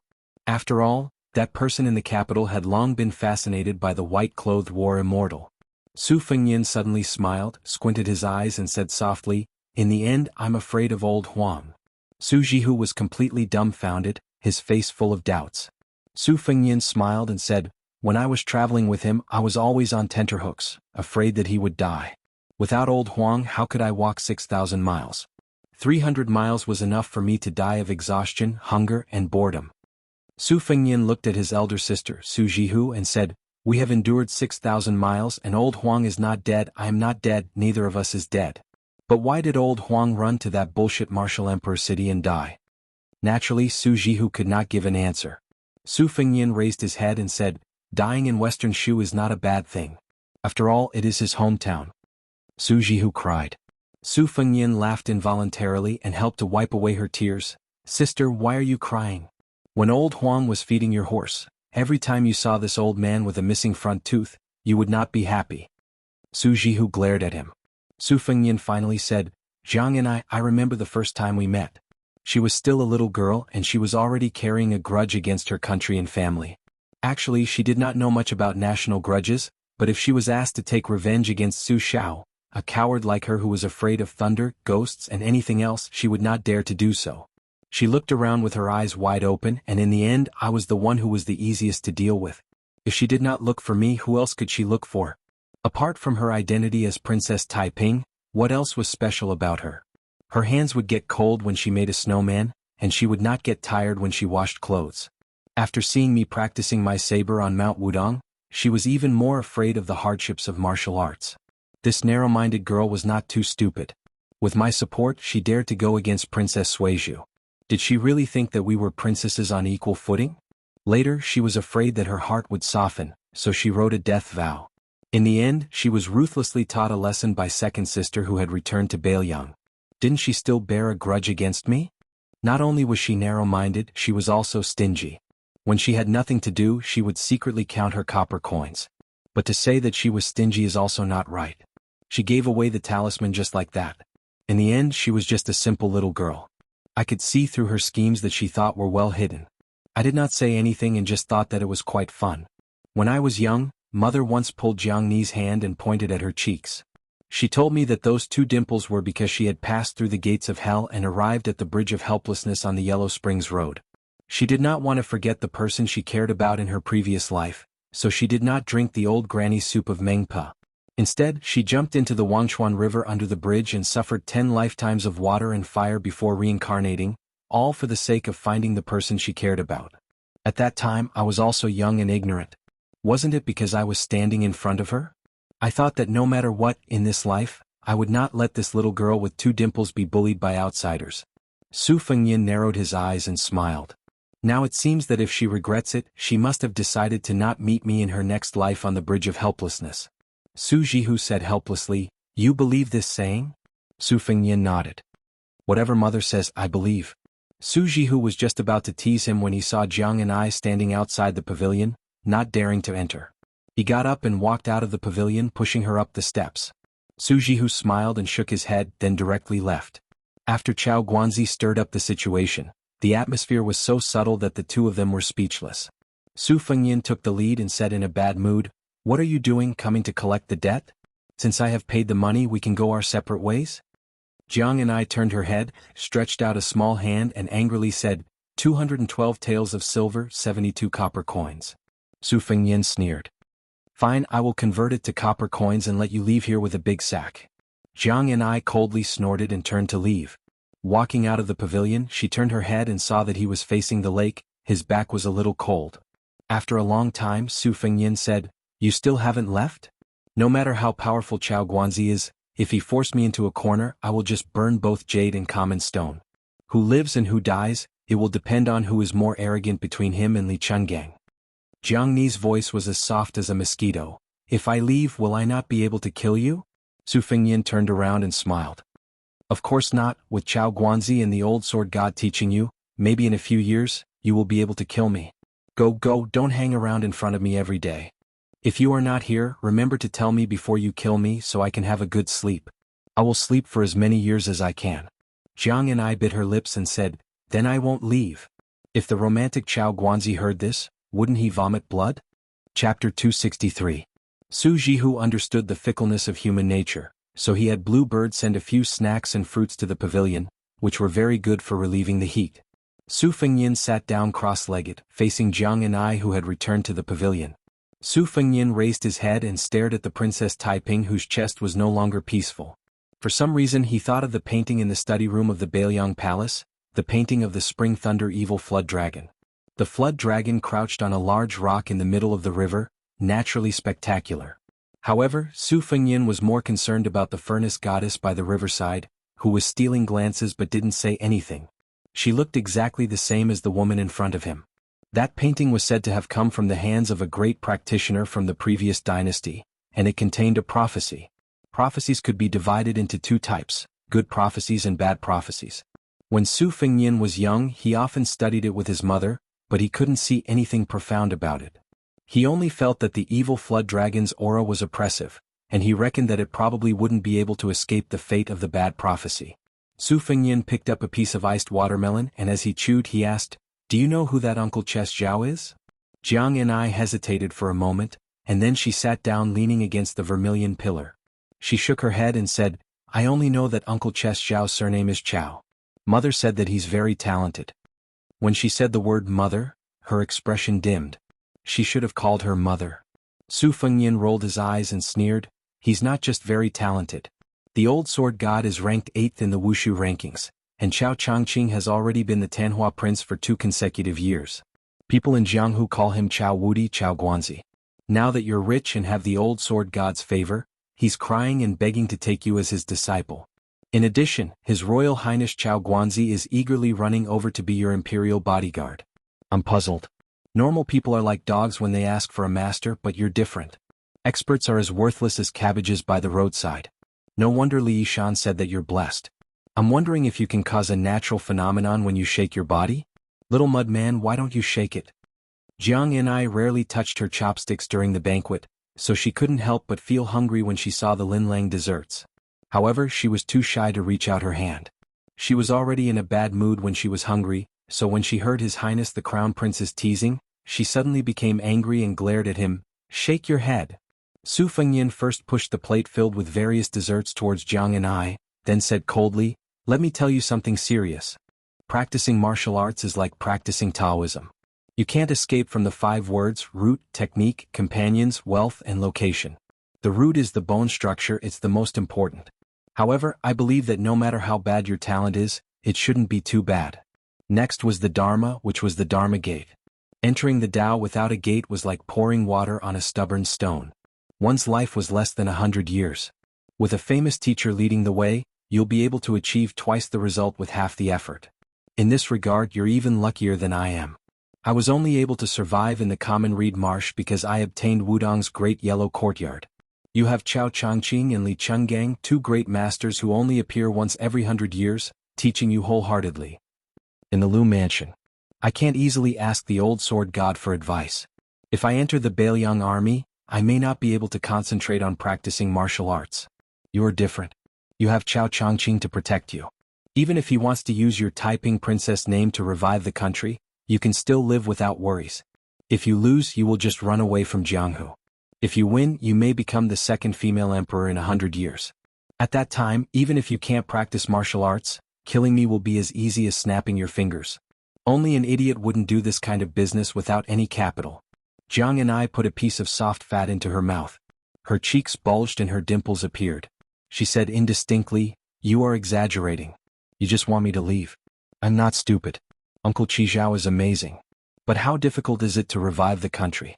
The king of Bailiang has 300,000 Bailiang cavalry and he still doesn't dare to be emperor. So what if Uncle Qi Zhao is the 3rd most powerful expert in the world? Can he defeat 300,000 people? If I leave, I won't be able to kill you for the rest of my life. Do you think I will let you succeed? Su Fengnian said with a smile, oh, you are not really stupid. Jiang and I swallowed the snack and picked up a bowl of crystal sugar lotus seed lily. After eating it, she felt refreshed. Su Fengnian crossed his arms and put his knees on the spring thunder embroidered winter saber. He said with a smile, then you can kill me if you stay by my side? Count with your fingers how many beauties we've met along the way. I have big sister Yu and Auntie Shu by my side now. They're so aggressive here. Look at yourself. Su Fengnian loosened his 10 fingers and made a cupping gesture in front of his chest. Jiang and I was angry. She used her sleeve to wipe her mouth. She raised her eyebrows and said angrily, burden. You can taste the sour taste of lotus seed lily in your mouth? Su Fengnian rolled his eyes and continued, okay, let's not talk about this. Let's talk about her appearance and figure. Princess Jing'an Pei Nanwei is not beautiful? She is a great beauty on the rouge scale. She doesn't even accept money for her studies. She can even play chess with me to relieve my boredom. You have nothing to do with this. Jiang and I turned a deaf ear. She was smart enough not to bicker with His Royal Highness. She just wolfed down the food. Su Fengnian turned his head to look at the lake. There were dozens of koi fish swimming near the pavilion. Although it couldn't compare to Bailiang Palace, it was better than nothing. He snatched some screw cakes from the tiger's mouth and threw them into the lake. The little clay figurine could be indifferent to the masters on the rankings, but he couldn't. Those he had met before, whether it was old Huang with the box on his back or the white-haired old man, Li Chenggang or Wang Zhongluo, were not enemies he had to face directly. He didn't have a deep impression of them. It wasn't until he met the 11th prince, Wang Mingyin, outside of Xiangfan City, and Chao Guanzi, who was now only on the line between friend and foe, that he realized the terror of these top figures. At that time, Wang Mingyin had forcefully resisted the two-sleeved green snake and rushed forward with murderous intent. Chao Changqing, who looked cultured and refined, was also full of murderous intent. If he had a choice, Su Fengyin would rather sit at the same table as King of Jing'an and Zhaoheng. Chapter 264. Both in the lake pavilion and in the freehand garden, the two sides had stolen half a day of leisure. In the freehand garden came the long-forgotten Princess Taiping. The conversation between Chao Changqing and Lu Baijie appeared to be boundless and unrestrained. For some reason they brought up Zhang Julu's earth-shaking governance. The Liang dynasty followed the old system of 3 provinces and 6 ministries. Among the 3 provinces, the Shangshu province had the greatest responsibility and was divided into 6 ministries. The Shangshu ministers of the 6 ministries were fully deserving of the title of First Minister of the Imperial Court. The Shangshu ministers of the 6 ministries were fully deserving of the title of First Minister of the Imperial Court. The Shangshu ministers of the 6 ministries were fully deserving of the title of First Minister of the Imperial Court. The Shangshu ministers of the 6 ministries were fully deserving of the title of First Minister and Second Minister of the Imperial Court. The Shangshu ministers of the 6 ministries were fully deserving of the title of First Minister of the Imperial Court.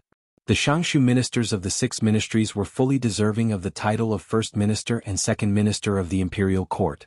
The Shangshu ministers of the 6 ministries were fully deserving of the title of First Minister of the Imperial Court. The Shangshu ministers of the 6 ministries were fully deserving of the title of First Minister of the Imperial Court. The Shangshu ministers of the 6 ministries were fully deserving of the title of First Minister and Second Minister of the Imperial Court. The Shangshu ministers of the 6 ministries were fully deserving of the title of First Minister of the Imperial Court.